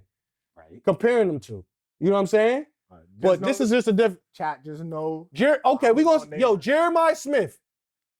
I'm telling you, Yeah, we'll see. Yeah, we're gonna see. All right, well, that's the Seahawks and the Titans. Good one for the Seahawks. Now we can move on to the Chiefs and the Colts. Had to go to OT to get this W. BYD, you will. Listen, I needed this one bad, bro. Patty Mahomes will be Patty Mahomes When it counts, fucking annoying. when bro. you least expect him to be Patty Mahomes. Fucking annoying. It's just inevitable. When you have a quarterback that's that good, who knows how to win, you're never out, bro. You're never out. This game was ugly early. And a lot of people, I mean, we hit the chat, the Chiefs are really bad, huh? Yeah, This year. yeah. Like, we were clowning them. And, it wasn't their best showing. Patty Mahomes, he didn't have a great game. With Spags, bro. That But, second half, you know- they didn't do shit. When your defense locks in, Defense locked. and then your in. quarterback and your offense starts to convert third downs, starts putting scoring drives together, chipping away at the lead at home. It shows the championship pedigree that they have. Like, you Nah, don't for have to sure. have it look pretty to have championship pedigree. The Colts, they let this one slip away. For sure. They should have won this game. They should have 9 wins. Should be 9-2. This is more of a Colts loss than a Chiefs win, but shout out the Chiefs, Pat. Like, it's sickening because I actually hate to see it, but the Colts were in the driver's seat for 3/4 of this game, and then the fourth quarter came. 0 Spags points. started dialing shit up. Daniel Jones started to look like Danny Dimes. Like JT can really get going, 16 for that's 58. Spags. That's what I'm Yeah. saying. If there's one thing that a Spags, a Bill Belichick, or like one of those, a Vic Fangio, one of those top D coordinators, bro, when you got a guy who's rolling and you play them, one of those coordinators, just know you got to find another way that week. Just know that You know what I'm saying? we played Vic Fangio this week, and Pickens still went for over 100 and a tud on that Yeah. nigga. So Well, you see, Quinion wasn't over What? there. It was the Gene. he did that to Quinion too on the game-winning drop, the game-winning play. Yeah, the slant to seal the game. Pickens did that right on Quinion. I'll put that video in there for y'all. But nah, I know what you're saying though. They really take out the person who's You know what I'm rolling. saying? Nah, that's a fact. You have That's to find another way. But go ahead. Daniel Jones, bro. Nah, yeah. I just need I need a little more. And maybe it's not all on him because you look at the stat sheet, you look at the box score. You know what I'm saying? He could have did more. I seen him miss a lot of throws. That's what I was gonna say. Yeah. I think that Shane Steichen kind of like, it's not that he has the training wheels on him, but like the trust isn't all the way there to like let him go. Like let him go. You know what I'm Yeah. saying? So I think he sees some of these miss throws Yeah. and it leans back to like the more conservative play calls. I just think they just need to lean on Jonathan Taylor. Like, what's wrong with the days of giving your running back the ball 25, 30 times? Well, I mean, when you see that, Especially in a game like this, though. but look at the numbers. His longest was 27 yards, and he had 16 for 58. So you take out that 27 yards, that's 15 for a lot less. But hey, you gotta keep them honest. And at most of the game they had to lead. So I understand they're playing the run really well, but that's when Steichen would dial up a lot of play action, a lot of play action off first down where we handing it off, and off on running downs, Mm-hmm. second and short, third and short, first down, And then I just think the game plan could have been better. I agree with that because watching that game, can you go back to the stats real quick? I think that this should have been a Tyler Warren game. Yeah. I think that this should have been like if you saw the 5 catches that he had. All positive, good All catches. positive. Getting yak after him. That's what I'm saying. Like getting him in space in that particular game, that was, in my opinion, that was the recipe. So the Chiefs had the ball 42 minutes time possession to 25. That is an insane facts because they couldn't get the run going. They couldn't score, bro. It was hard for them to score yesterday. It's like really hard for them to score. They couldn't. I mean, listen, Indianapolis is a good team. They are, so it should be hard to score on them. Yeah.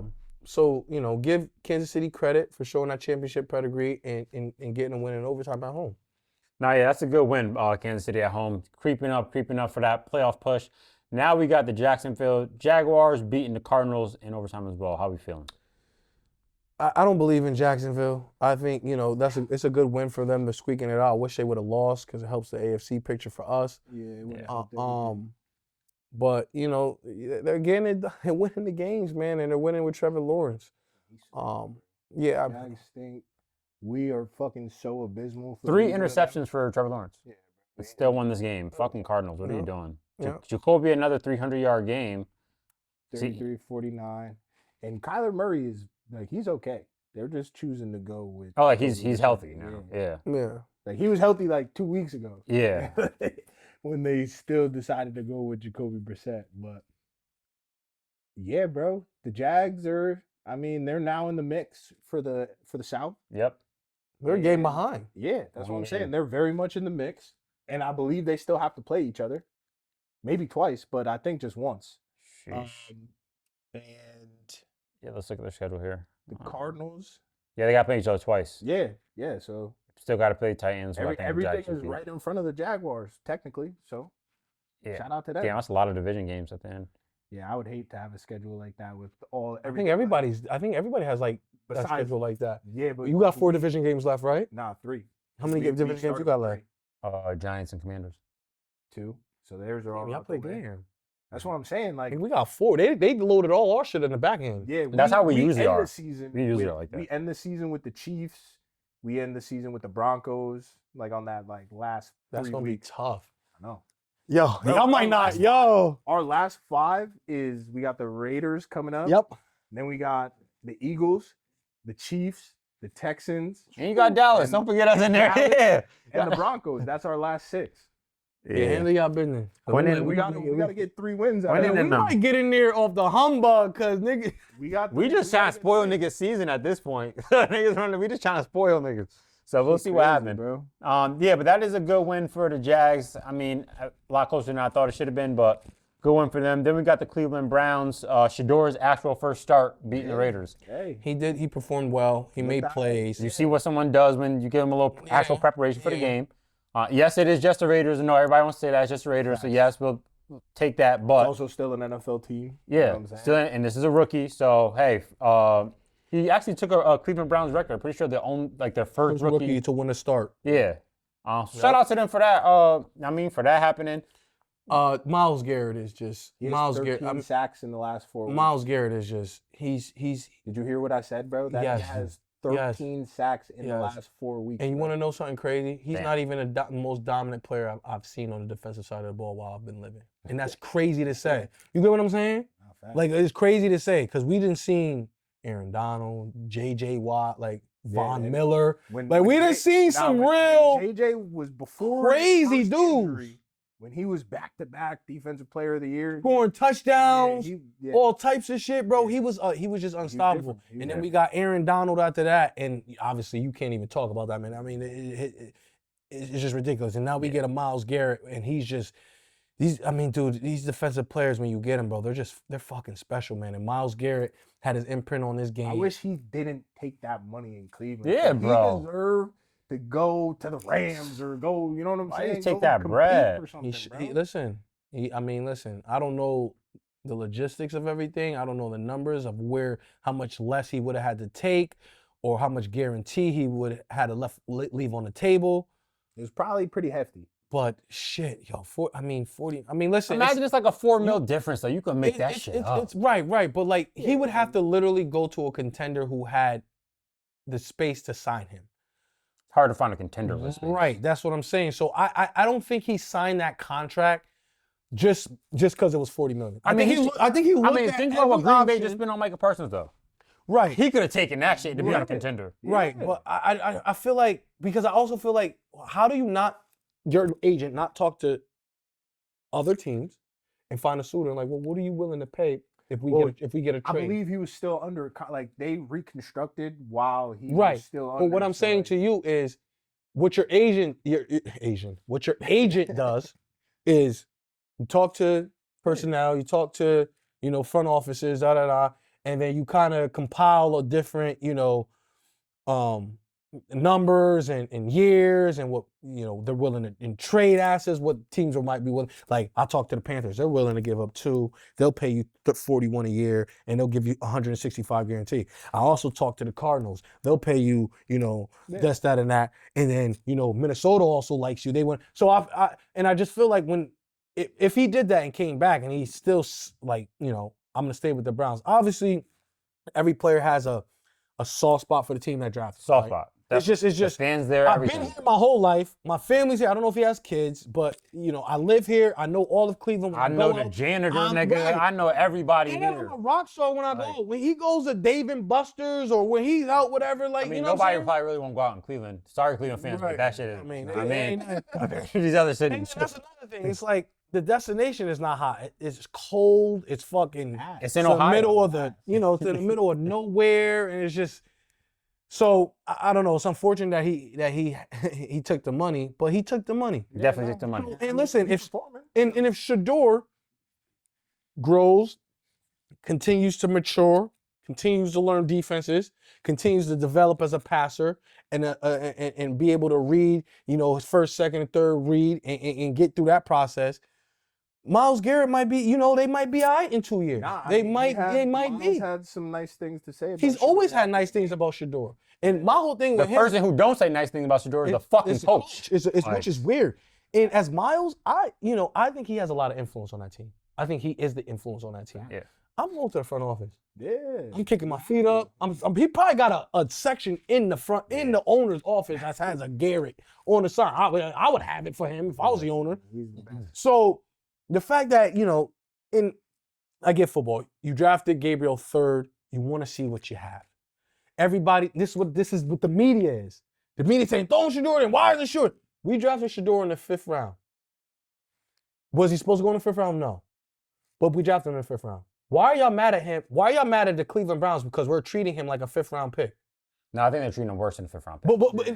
But in a sense, like, okay, worse. But like, overall, the coach won't even say his name. No 5th round pick ever is, because no 5th round pick ever gets to be in this light, gets to get this exposure, like, why am I talking about him? No, because I get what you're saying, but when our quarterbacks get injured and you have to say that this man is starting and you can't say his name, that is why it becomes a point. I don't know. Yeah, that's bro, weird. like that shit is weird. I don't know what that's about. It's part of the league where injuries happen and you now are relying on this 5th rounder, this 7th rounder, and break Brock Purdy or whatever. Like, it happens. And you have not uttered his name to the media. Like they ask you if he's a starter when Gabriel's in concussion.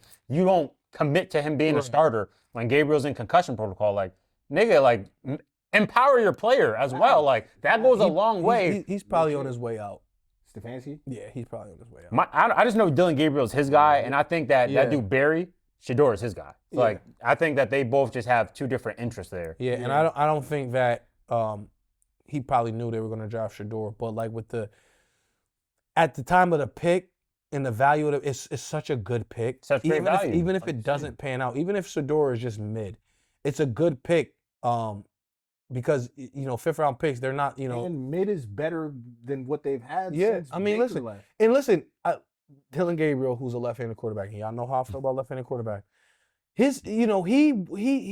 wasn't atrocious either. You get what I'm saying? Atrocious. Like JJ McCarthy. He wasn't JJ McCarthy, but he was not playable over. He got a dub too. Yeah, but a lot of that was on the defense. He got a dub too. So you know who does Cleveland play next week?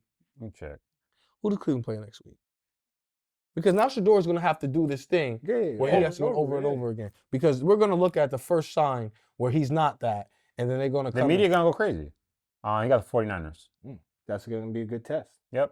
Home game, though. And then you got the Titans, which should probably ease up again for him. So, but he's also playing at home his next 2 starts, which should. And also, he's on a team that does need more help as well. Like, people are going to judge him fast when you got niggas like Jerry Jeudy catching the ball and high-stepping at midfield, getting a fumble. Like, you got niggas doing dumb shit. Like, and these are the weapons that you're throwing out there to play with, just like we saw about Cam Ward. It's like you may not see exactly what you need to see out of them because of the surrounding, but, I mean, these should be games where we get a little bit of a look. Yo, shout out to Shador. Yo, I fuck with That Shador. ball he threw, bro. I fuck with Shador. I fuck with Deion Sanders. It's just unfortunate you in our division, so I can't really fuck with you like that. But keep doing what you're doing, bro. Fuck the naysayers. They always gonna be there, and there's nothing you could do about it. You just got to go out and perform. You just got to do your job, and then just love the people who love you, because everybody else is just smoke and mirrors. They don't really give a fuck. They love you when you're good, and then they hate you the next day when you're bad. So, congrats to you on your first win. Congrats on breaking the history, or making history for the Cleveland Browns in your first start and your first win. That's pretty special, my guy. A lot of people don't get to come in and do it, especially in Cleveland where they had a revolving door at quarterback. I mean, they've had over 25, 30 quarterbacks who, been in your position and wasn't able to get that done. So shout out to you, man, and keep grinding, bro. Big shout out. So I just want to point out here, people were like, oh, well, his touchdown was a screen pass. It was a screen pass. Just look at Dylan Gabriel up top is his screen pass, and then look at Shador's. Left-handed quarterback shit. Ew. Like, this is what you expect your quarterback to complete. He had free space. Now look at Shador's screen pass. Same thing. Right in the chest.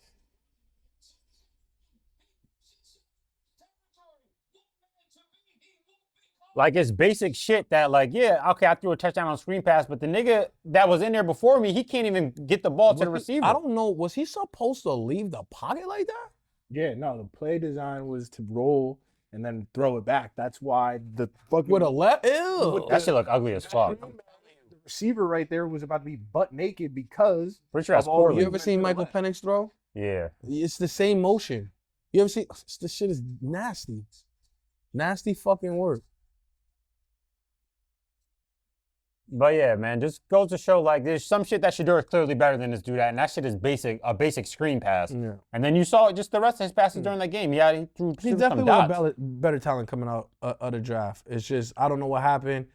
We were looking to draft him, but I guess he didn't want to come, be a backup, which, whatever, it's cool. I understand that. He would have got some good reps there. Definitely would have got him good rep. We probably would have, coached him up real good where he can go somewhere else. Yeah. So, but, he's in Cleveland, and he got a dub, and that's a good win. The Raiders are ass. Geno is ass. Chip Kelly is ass. Yeah. Pete Carroll is ass. Tom Brady is ass. Everybody in over the there. organization. Al Davis' son is I didn't even ass. say nothing because we played them Sunday and watch what happens, bro. It's gonna be a Nah, y'all gonna beat them. Yeah, y'all gonna blow beat them niggas out. Y'all gonna not beat blow them out. We gonna beat them, but we're not gonna blow them out like we supposed to. Yeah, them. tripping. Y'all can't lose to the Raiders. Y'all already beat the Raiders this year. Yeah. And we actually violated them, but See, look at that. But yeah, that's a good win. Cleveland, Shador, good win. Now we're gonna move on to the Rams blowing out the Tampa Bay Buccaneers and Baker Mayfield getting injured, and that's 3 in a row. yeah, 3 L's in a row for Bucks. Yeah, it might be slow, It's over for them. but that division is always just. I mean, A low- I think the low-win Bucks division. could still win that division because obviously it's Carolina, Atlanta's done, Yeah. New Orleans is done, so Tampa's still in the driver's seat of that division. I didn't like what I saw from Teddy Bridgewater though when he came in, and I know you're getting thrown into but against a good team. Teddy, can't say nothing about Teddy. We love Teddy. No, niggas love Teddy. I just ain't like what I. Teddy, you know what I mean? I ain't like what I seen from him when he Teddy came in. ass, like Teddy not ass. Teddy, leave Teddy alone. You know what I mean? Nah. But I hear it, but no, I hear you. I mean, hopefully, I don't know the I don't know. yeah, salute. Right, he was coaching. I don't know the extent of Baker's injury, they said it's his labrum on his non-throwing shoulder. Yeah. But he's one of those dogs where if he can get the pain down to a minimum and he can go, he'll go. Mm-hmm. Maybe he takes a week or two to just get right, knowing that the division is not, we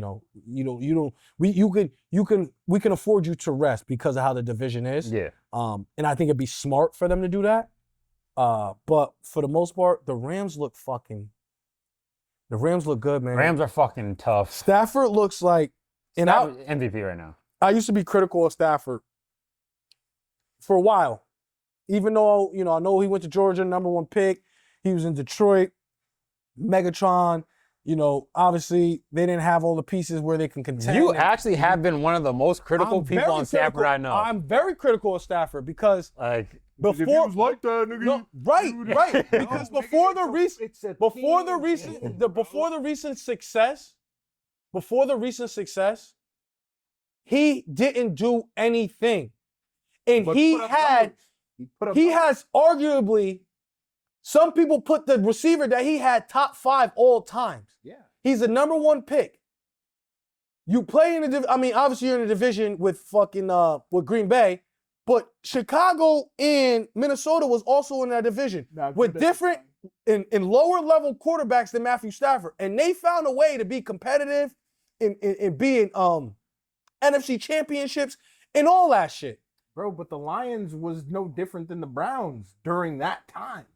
They was a bottom. The Browns never had a quarterback, Trey. like that, sure. Okay, But so that's my so if you win, so organizationally, when you have the quarterback, yeah, you're usually pretty good. Even though certain things, okay, for instance, right? Name me a good quarterback who we know is good, that is just on an ass team and is always ass. No. Even the Chargers were better than Detroit. So name me another good quarterback that has been consistently ass. Good. No, consistently good on that team, right? Yeah, good on an ass team. I can't think of one. All the quarterbacks I know that are good, or they propel, they ascend, they put you on their back and you go. Now I know, don't get me wrong, I know Detroit was a dumpster fire, but then I see Goff go there and turn it around in a year and a half. Almost. They okay, cool. You have a good job, but none of the players are Megatron. Nobody Detroit has drafted since Dan Campbell been there and Jared Goff been there is Megatron. Matter of fact, the top 5 guys they got aren't Megatron collectively. But so what I'm saying to you is, because you had, Jahmyr Gibbs. Stafford had Pettigrew, I think the tight end that he had. Straight face. No, not saying that, but good player. But he had comparable pieces to not be as ass as you were, bro. But his numbers was never ass like that. His numbers was always there. He always threw double-digit interceptions. Always. Yeah, because he was trying. Always. Trying to. Now you get what whatchamacallit, McVay? Now you get with McVay, and it's like Yeah, we don't do that. why didn't you do that in Detroit? don't do that. It's on the player, bro. If you turn the ball over, you turn the ball over. If you don't turn the ball over, you don't turn the ball over. That's not what you do. Right? Nah, he is. So Justin Herbert went to the Cleveland Browns, he gonna start turning the ball over? Well, maybe this year we're behind that. But you get what I'm saying. Though. Yes. He's like, if if you turn the ball over, you turn. I just think, but like, I mean, he had a couple of years, but like, come on, bro. I mean, he threw 17 with the When Rams. he got to Detroit, when he got to Los Angeles, all the interceptions stopped, dog. Except 17. I'm 21. He threw double-digit interceptions his entire career in Detroit. That has nothing to do with nothing other than Matthew Stafford. Facts, but So now you're telling me because you're in a new system, in a new organization, you just stop throwing interceptions? yeah, it'd be like that. No. Literally be like that. No, it don't be like that. That's why I'm critical of him. But look at Daniel Jones. If he retired, if Matthew Stafford retired after Detroit, nobody would talk about Matthew Stafford. But the fact that he's having a second act, would talk about. no, they wouldn't. No, they wouldn't. The fact that he's having a second act with the Los Angeles Rams is why anybody's even talking about him. I grew up. You grew up. Nobody talked about Stafford, bro. Yes. Niggas knew. Bro. Over who? Because I grew up with Drew Brees. Niggas didn't even talk about Drew Brees. I grew up with Drew Brees. Niggas barely talked about him. Now niggas barely talk about. Niggas talked about Drew Brees growing up. Yeah. Over who?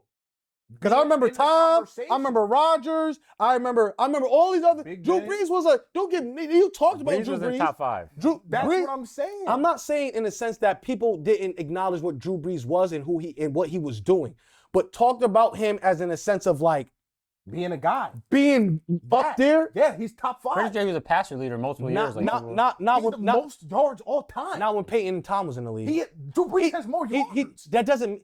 But he was never revered as that, bro. Stop playing around. Yes, he was. And then on the back end, you're right, because he had a noodle. It was just thinking. So when Aaron Rodgers came in and won his first MVP, Drew Brees was still we were still talking about Drew Brees. Yeah. So when Peyton won his 4 when Drew Brees was in the league, and then Aaron won his 4 when Drew Brees was in the league, and then Brady won his 4 when Drew Brees was in the league, He got 4. or 3 or 4, Yeah, I think and then Pat won his 2, and we was like I think Nowadays- you're confusing what I'm trying to say. Yeah, Is Drew Brees a great quarterback? Yes. Is he top 5 all time? Yes. Is he one of the best? Is he one of the best quarterbacks? Top to 5 ever- all time what? or arguably quarterback.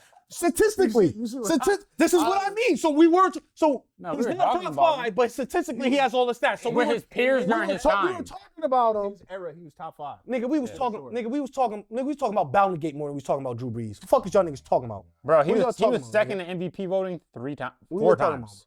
Second in MVP voting 4 times. Yeah. Come on. Offensive player of the year a couple All times. pros, 2 I love Drew Brees. all pros, I love- multiple time all pro. I love Drew Brees. He was one of the most disrespected quarterbacks, one of the best, good, great disrespected quarterbacks I think he of got my generation. I think he got disrespected at the end of his career when that arm went away. Niggas show Ben Roethlisberger more love than Drew Brees. That's just because he got them 2.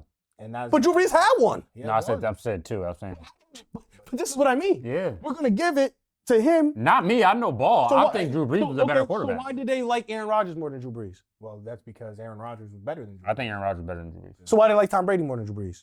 He was better. So why did they like Peyton Manning more than Drew Brees? Again, he was better.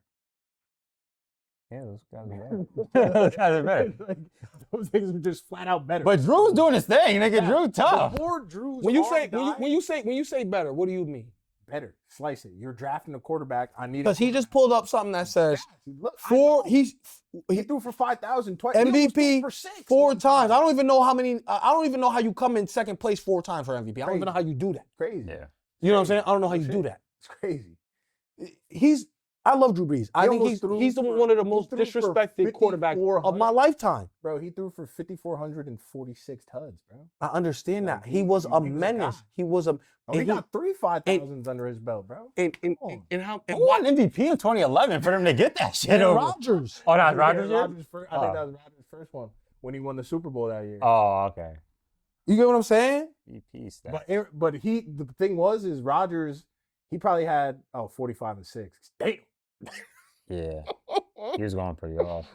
I get it. I see With you, a boy. one- I see you, boy. Listen, listen. I'm just saying, like, Drew Brees, I understand he's great, but back to Stafford. I didn't see it in Detroit, bro. I seen I I seen I it. didn't see it in Detroit. I seen it. I didn't see it in Detroit. I I bet didn't see it in Detroit. Stafford, in my opinion, I didn't he's see. been I on didn't, this. I didn't see it in Detroit. I This just just circles did. back to the conversation we've had is he just got with a competent organization, one of the best coordinators and head coaches in the league. But the Rams weren't a competent organization for a long time. No, they've been competent since he got there. I mean, no, since McVay got there. Yeah. But what about All right, the with Jeff Fisher? Jeff right? Fisher years? 10 years You know what I'm saying? I'm just. But that was a long time. A long time. That's 10 years of years you're talking about. Nah, and You get what I'm saying? Or the change Rams- once the they got Rams McVay. owners are my owners in basketball. So I'm I- crazy to say. I hear you. So I'm crazy to say. Me, Molly. I'm hear crazy to say. It's just McVay. Am I crazy to say that? I think McVay brought a complete different culture. And to the McVay Rams. has. I'm a telling you, lot it's. to do I'm with telling the you, success. it's just McVay. I mean, It's not Stafford at all. You oh wanna- no, Stafford. I think Stafford's a part of this too. But I think that they're not Now, Stafford. what you're before saying- Stafford got I there. hear what you're saying. Before Stafford got there, they got to a bowl without him. Other quarterbacks. That's could why do- it's not Stafford. But other I'm saying quarterbacks- McVay Nigga helped got change to the the culture. bowl McVay helped with change that culture. Bill Cartledge needs Todd Gurley Yeah. and Jared Goff in statue Jared Goff, young statue Jared Goff, Jared Goff. Yeah. And then you get Stafford, who was the number one overall. And obviously, he had both number one overall picks at quarterback, Yeah. McVay, and he's doing the same shit. Now he was able to capitalize. He was able to better capitalize off of Stafford than Jared Goff because Stafford's just a better quarterback. Yeah, he got the job done. But I hear what if we're literally just if we're gonna be real about this, it's only McVay. Because you put Lamar in the Because exactly, you put Dak exactly, you put Justin Herbert. exactly. Hear what you're saying. Stafford doesn't look as But that special. doesn't negate Stafford and like the He's throw. a turnover machine, bro. He's been a turnover machine, bro. He's turned the ball over. He turned the ball over for 13 straight years. I think him getting with McVay put Stafford in a new type of light. Anybody else has double-digit interceptions for 13 straight years, you're singing a whole nother tune. Anybody else has a record of 13 straight years of double-digit interceptions and only one playoff berth and no playoff wins in 13 straight years, you're singing another tune for another guy. You just are. Yeah, we acknowledge. But with Stafford, it's like, his career because ended he got this after resurgence, if he didn't go to the Rams and he went to fucking Chicago, we would be talking about what could have been. But that's you what just it like takes. Stafford. I do. think he's a do good like guy. I think he's a good guy. He's been. I think the he's a same good. player. I think he's a good quarterback. I think he possessed a lot of skills, and I think he's a great thrower of the ball. I just don't. Like I one of don't the best see. ever. I don't see. I don't see that. I don't see one of the best ever. Oh, quick question. I saw this on Twitter. Mayfield's contract ends after 2026, and it seems likely that he'll want $55 million plus a year. Would you guys pay him that? Yeah. No, and yeah. Yeah. I would not pay Baker Mayfield that $55 million. That's only because his play style, I've seen him get hurt too many times. Take this. I'll give you 40. I give you about 40. But this is what. Listen, gentlemen. The 55 It's the market. The market. is the market, and then Yeah. we know the markets continue to go up. So if I'm you're getting obviously, but like 55 is for a starting quarterback in the NFL that wins you divisions and playoff games. But I think he wins divisions because he does benefit from being in a shitty division. But he wins And playoff he games too. benefits from He did win a playoff He game. beats the Eagles in the playoffs. did. He beat. You know what I'm saying? He has yeah, that. I get he has that. that wear in the playoffs. He has that grit. What was that, 2 years ago now? He beat the Steelers in the playoffs with the Browns. Yeah. Then you pay a nigga like that. When the last time the Browns won the playoffs? Then you go to Tampa right after Tom Brady, and then you doing the same sort of thing. Do I think that like I'm not making him. are y'all saying like I if wouldn't have make my him highest paid choice- quarterback. I would not make him if I have my highest paid quarterback. choice to pay him other than no, I wouldn't. But like if he's the only guy that I have in free agency and I know what I have and the market says 55, me as an owner, I wouldn't mind paying the 55. Because I look at Kyler Murray, I look at Exactly. I look at Kyler Murray, I look at Trevor Lawrence, I look at all these guys getting paid, and it's just like, okay, we're paying like they were getting paid. Like I can't save the money. You get what I'm saying? Nah, but I could allocate it because the Bucks Exactly. typically have a good roster where they allocate, and that's why you could come in and plug and play. And that's why Baker has had success Well, because he walked into a good situation. But Baker this year, they started off hot. He was an And MVP I like candidate Baker too. early on, and they just been decimated. Like they just facts. have been. They're up so there. I don't with think it's the all- Niners, us. Yeah, I don't the think it's most all injured his team. fault. No, when it's you- definitely not his fault. Because I think At if all. the trajectory was still different going forward this year, you'd be like, yeah, I don't mind paying Baker 55. Like, yeah, Nah, fuck. I- Yeah, because he would have won a division 3 straight years in a row. We don't know. He may win another playoff game. So now you're talking about a guy who has 4 playoff wins under his belt. That's He more was than on MVP trajectory, as you're saying. MVP trajectory. Like, then who else do you pay? Listen, Niggas I just hear pay. Why are you paying Jordan Love? I hear you. Would you pay Jordan Love? I wouldn't max him out either. Okay. I wouldn't You? have maxed out Justin Herbert, but You like paying Jordan Love? This is what I mean. And no slight to Jordan Love. Yeah, I'm just saying players are getting paid. Yeah. It's just this how it is. You're getting it is. paid. because So, I team wouldn't won't have have paid mistakes. Justin Herbert. Didn't Brock Purdy get paid? Yeah, but no, Brock didn't get like paid. He didn't. What did he get? 52 a year? 53? I don't. Brock got paid. He did, but I think he took some in the 40s, if I'm not mistaken, which is still getting paid. But he's not one of the he's not top 5 highest paid. I don't think. I don't think Baker needs to be top 5 highest paid, but he needs to be in the top 10. That's what that. He needs to be top 10. That's what I'm saying. He needs to be- 55, he'll be the second highest quarterback. Dak is the first. Okay, so 55, he'll be higher than Tua. See? I'm gonna read off the quarterbacks that are making 55, 50 plus in the NFL They don't want to pay Baker, but I'm gonna name the quarterback. Hold on, these other niggas shouldn't have got that bread either, though. So Okay, but this is the market though. I'm not giving you 55, but I'll give you 52. Listen. I'll give you Justin Herbert money. Jalen Hurts is making 51. Brock Purdy is making 53. Jared Goff is making 53. Tua is making 53. Trevor Lawrence is making 55. Jordan Love is making 55. And everybody else, you could say, they earn those type of contracts. Kyler Murray's, okay, 46 is Kyler Murray. Patrick Mahomes is making 45. Stafford's making 40. yeah, Pat about to go back to the table, I feel like. No, he's not because he did that on He signed purpose. that 10-year He deal. signed that, but that's so they could build everything around you. Yeah, and they ain't building shit. You really got to look at the fully guaranteed, though, because that tells you who's really getting their bread. And Josh Allen is blowing people out on the fully Joe Burrow's guaranteed. one right under him. Josh Burrow, yeah. 146.5. Trevor Lawrence. Josh just went back to the table. Oh, wait, who is that? Oh, that's Deshaun Watson. They would have fuck yeah, at 230. What the fuck? Yeah, that's what you really got to look at, is that fully guaranteed. How did they give this? That shit's insane. Oh, the next segment, man. I'm getting pissed. All right, y'all. So, yeah, that is the Rams and the Bucks. Now we just want to jump into the most surprising teams this season.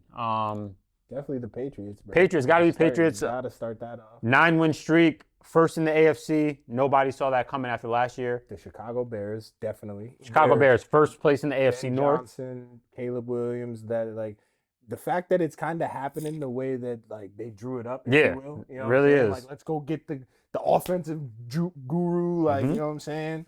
And fucking, it's working. I'm saying it's working. Like they're on to something. I It's also working. think Carolina is a team that is surprising because they're second in the division in the playoff hunt. Nobody would have thought, Nah. Nobody thought that, but what? Bryce Young, man. Oh, don't start the my bullshit. God. Don't start the bullshit. Bryce Young. Alabama, bro. He loved them. Definitely surprising. So who else I'm do you just guys saying the think nigga will be on don't this? stink. He could play. That's all I'm saying. I'm also surprised his team. Both. Positive and negative. I'm surprised at the Washington Commanders.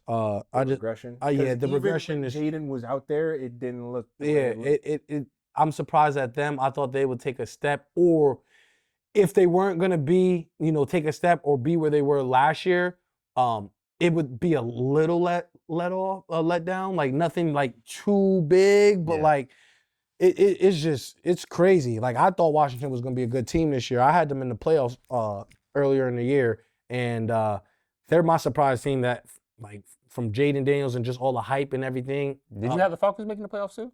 We did have the Didn't he Falcons have with the win the playoffs. division? Yeah, you I had the Falcons winning the division. That got to be on this list too for I you. I had the Falcons winning the division. I just thought it was their time. Holy mush. I mean, not even much. You just like how I feel about certain teams, you feel about Bryce Young and other things. Like, I feel about Kyle Murray how you feel about Bryce Young. You want to see But Kyler, people take that next step. Teams do what they do, Kyler stinks. and sometimes it just doesn't work out that way. Another surprise team I want to say is the Colts. Like And- nobody. Yeah, I nobody- didn't see the Colts the being good. Seahawks too. The Colts is. I had the Seahawks being good, but not this good. Yeah, that's what I'm saying. I did pick them to Being win the as good as division. they I, were. I think. I did thought pick them to they'd win the be division. in the hunt. Yeah. Sam Darnold, first year there, nobody would Yeah, think that, yeah. he'd have a wide receiver that's number one in the league for passing yards. Right, I mean, receiving yards. right. So they're definitely up there. And I want to throw us in there as a surprise team In a bad way. in a bad way. Super Bowl favorites. Yeah, just how we've been playing as of late, even though we've won 5 straight, and how we came into the season. It was a surprise to everyone. Like Facts. we should have like 8-9 wins. I honestly believe that. Everybody thought you would be the Patriots. It 10-2 really right now but at it this point. really should have went like that. Unfortunately, that's not how it is. You don't go off of projections, what they think you're going to do, and you got to go play the game.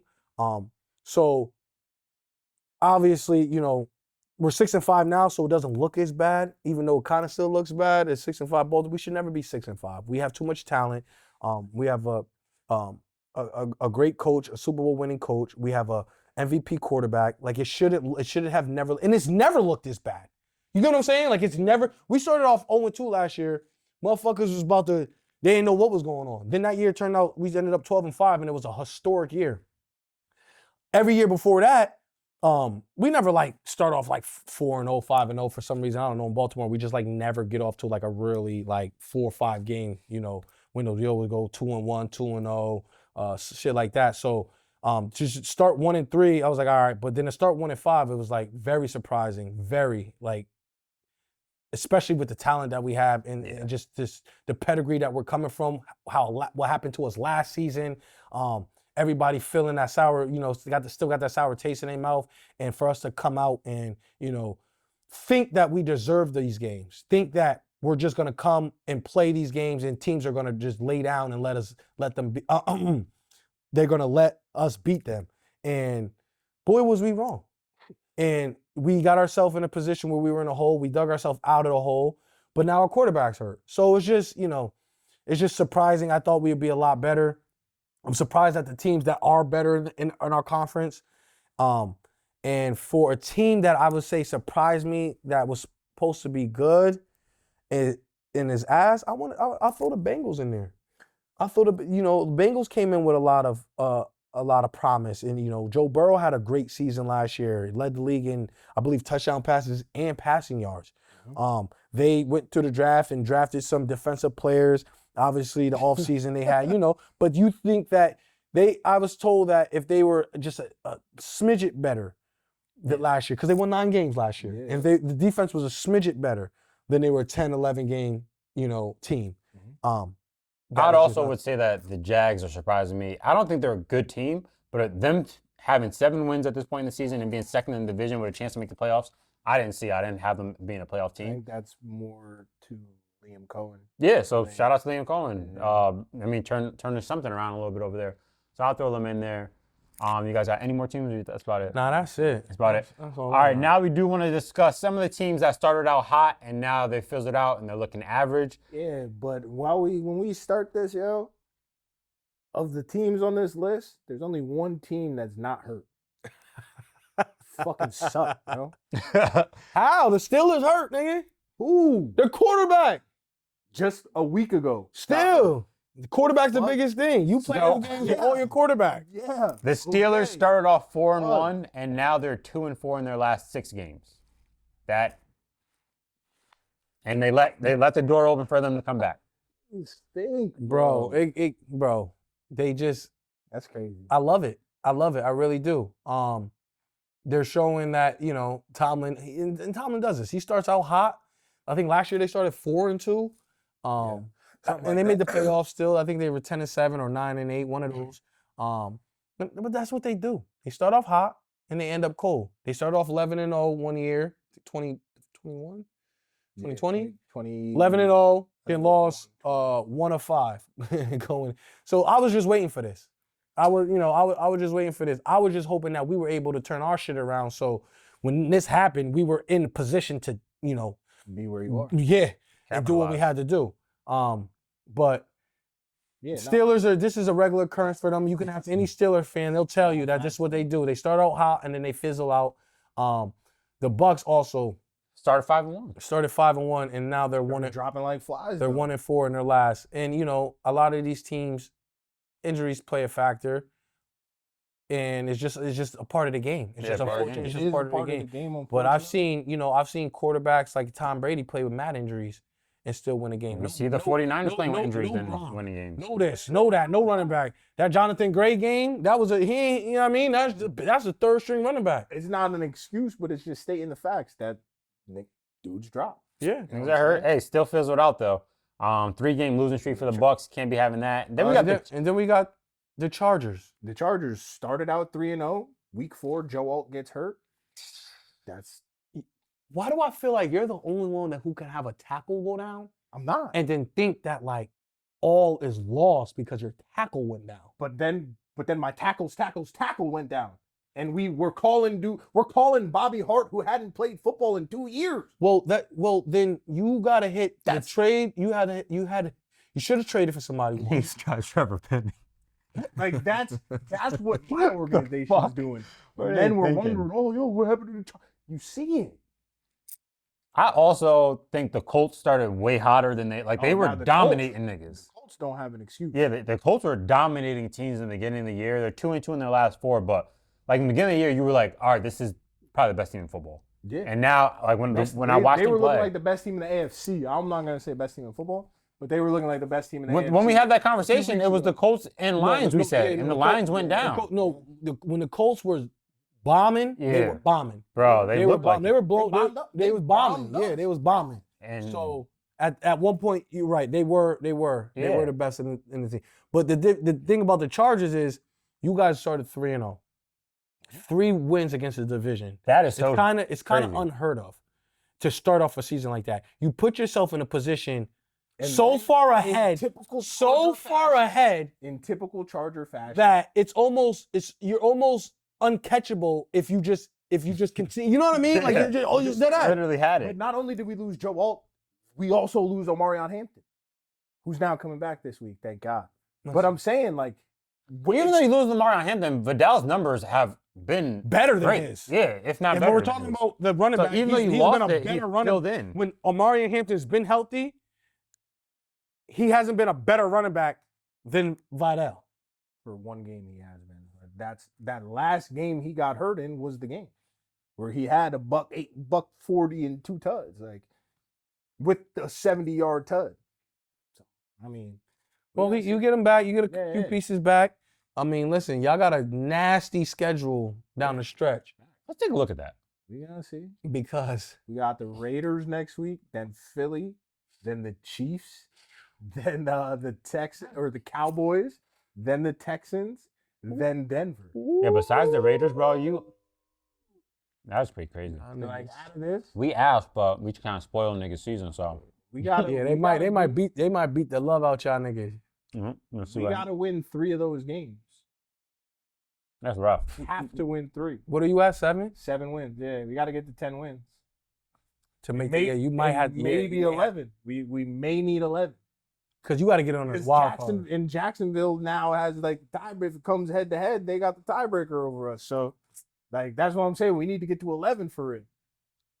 Well, guys, that is the teams that started off hot, fills it out, and now I just want to jump into the AFC North. I mean, not the AFC, the NFC North, because shit is heating up over there. And I do want to get y'all take on who y'all think is gonna win this division with. I Give me feel like they Green all Bay, got a man. gauntlet though. Give me Green Bay, man.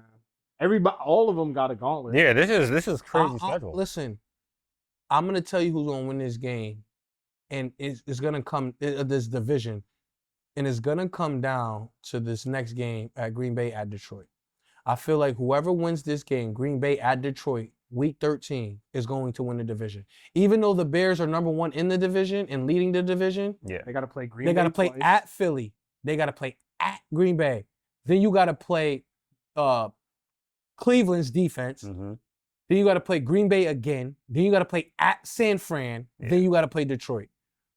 I mean, they could lose 3-4 of those games. And you know what I mean? And then you look at everybody else's schedule. I mean, Detroit's schedule is kind of, it's a little soft in the back. And you got Steelers, Minnesota, Bears.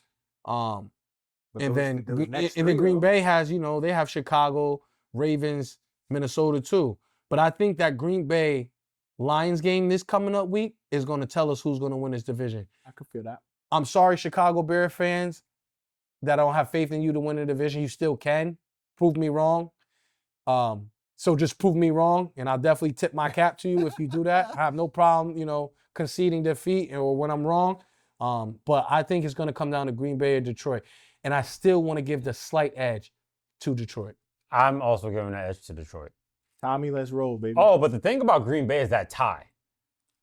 That shit could help Green Tommy, Bay. let's roll, 'Cause baby. I'm rolling with Green Right Bay. now, they have a better.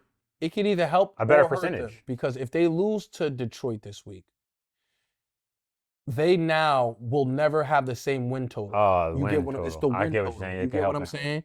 So Yeah. even though a tie looks good, it looks good when you're comparing losses to people, and it's like, okay, he has a tie Gotta and think they about got the 4 wins. losses.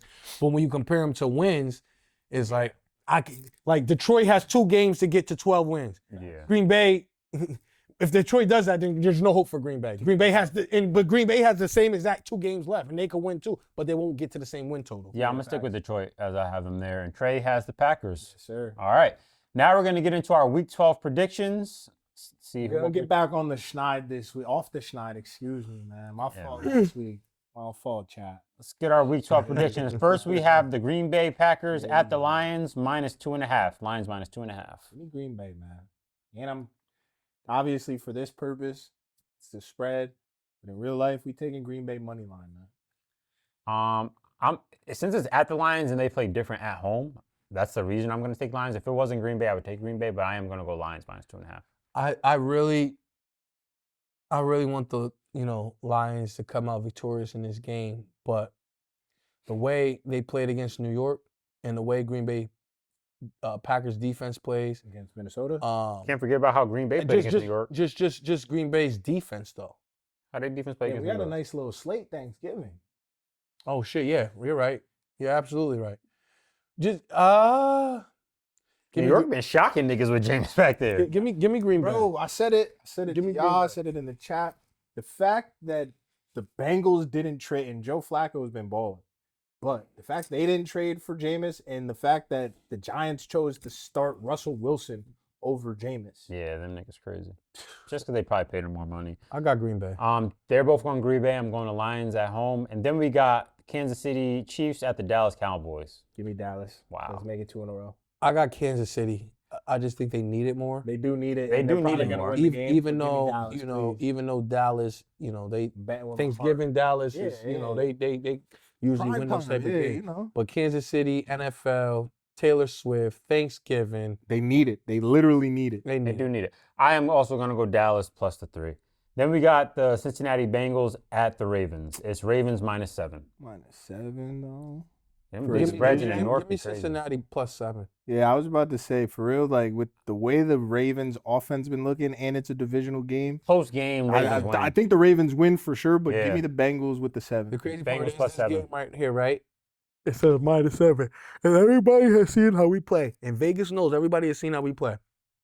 And to have it at -7 is diabolical because a lot of people are gonna hop on Cincinnati because just how we play, right? Yeah, the last yeah. couple weeks. And then they gonna And then- come out and blow the and it's- doors off dudes. Then we got the Chicago Bears at the Philadelphia Eagles. This is the Friday game. It's Eagles -7. Wow. Give me I'm going to take the Eagles I'm -7. gonna take the Eagles too, but I don't like it. Yeah, I don't like it either. We'll see. I think the Bears honestly probably cover, but I think that the Eagles need to this could potentially, it's not a get right game, but it is a get right game. You know what I'm saying? Because this is a game that they're hearing all the noise. It's real loud internally and externally, I should say. Yeah, to It's lose real that. loud. So this is either going to be a game that they take a step into being the Eagles that we think they are and could be, or the panic button and it might be time to blow shit up. See what happens. Then we got the Los Angeles Rams at the Panthers. It's Rams -10.5. Rams. Give me the Rammies. Rams. Everybody's on the Rams.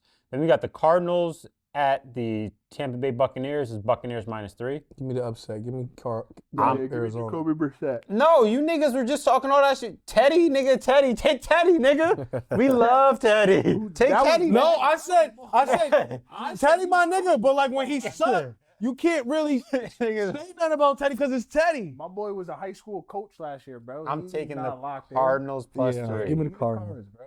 Then we got the Jaguars at the Titans. It's Titans +6.5. Unfortunately, give me the You know what? Give me Tennessee. I like the upset. Yep.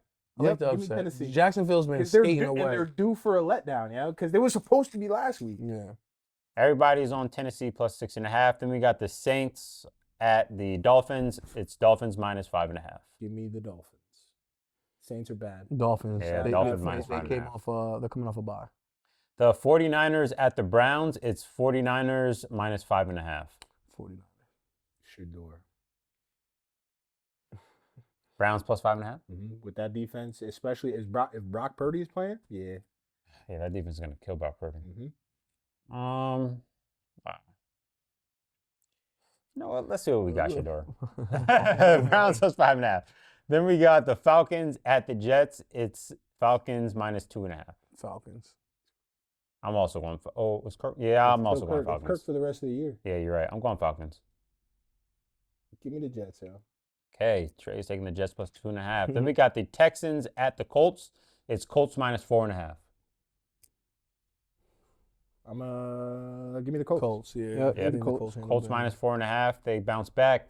And then we got the Vikings at Seahawks. It's Seahawks minus 10.5. No brainer. Seahawks. That offense is horrible. Seahawks minus 10.5 it is. And then we got the Bills at the Steelers. Bills minus 3.5.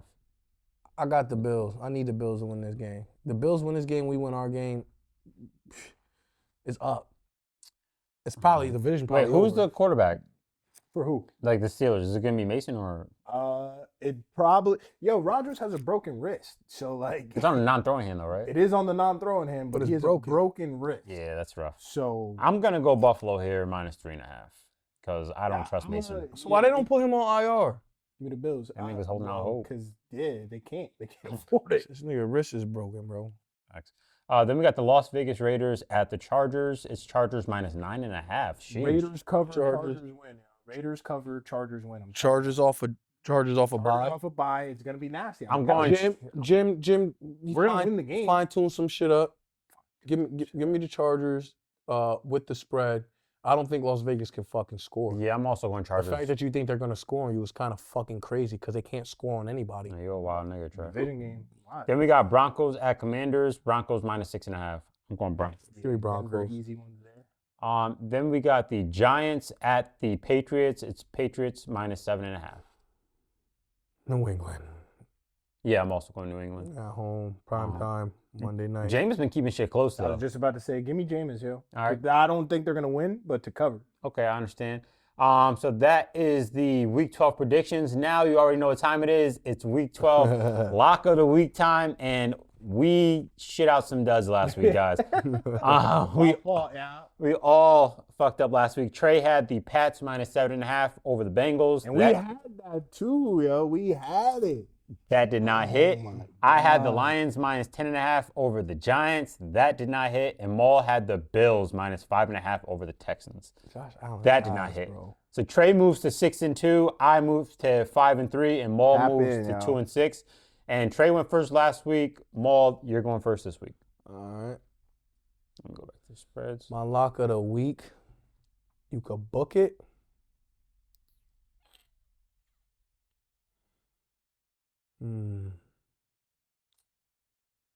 Give me.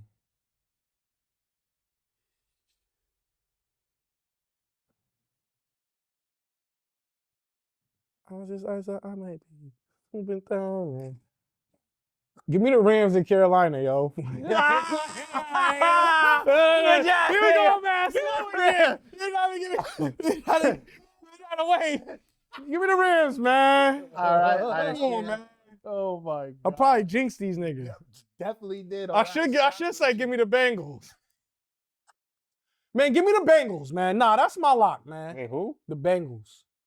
The Bengals. Who are they playing? The Ravens? +7. They're gonna cover that 7. You're taking the Bengals +7 against your own I'm team. bullshitting. Give me the Rams. Okay, understood. I am taking. I just had somebody. He said, I just bust out my AP. I'm taking the Broncos minus the 6.5 against the Commanders. That was a good one. That was probably gonna be mine. Broncos 6.5 Commanders. Book Broncos coming off a bye too, huh? Mm-hmm. Yeah. AFC. Trey, what we looking at, Trey? Like I wish that Seahawks number wasn't 10.5 because I like that. Would love it. But I'm gonna score though. I know.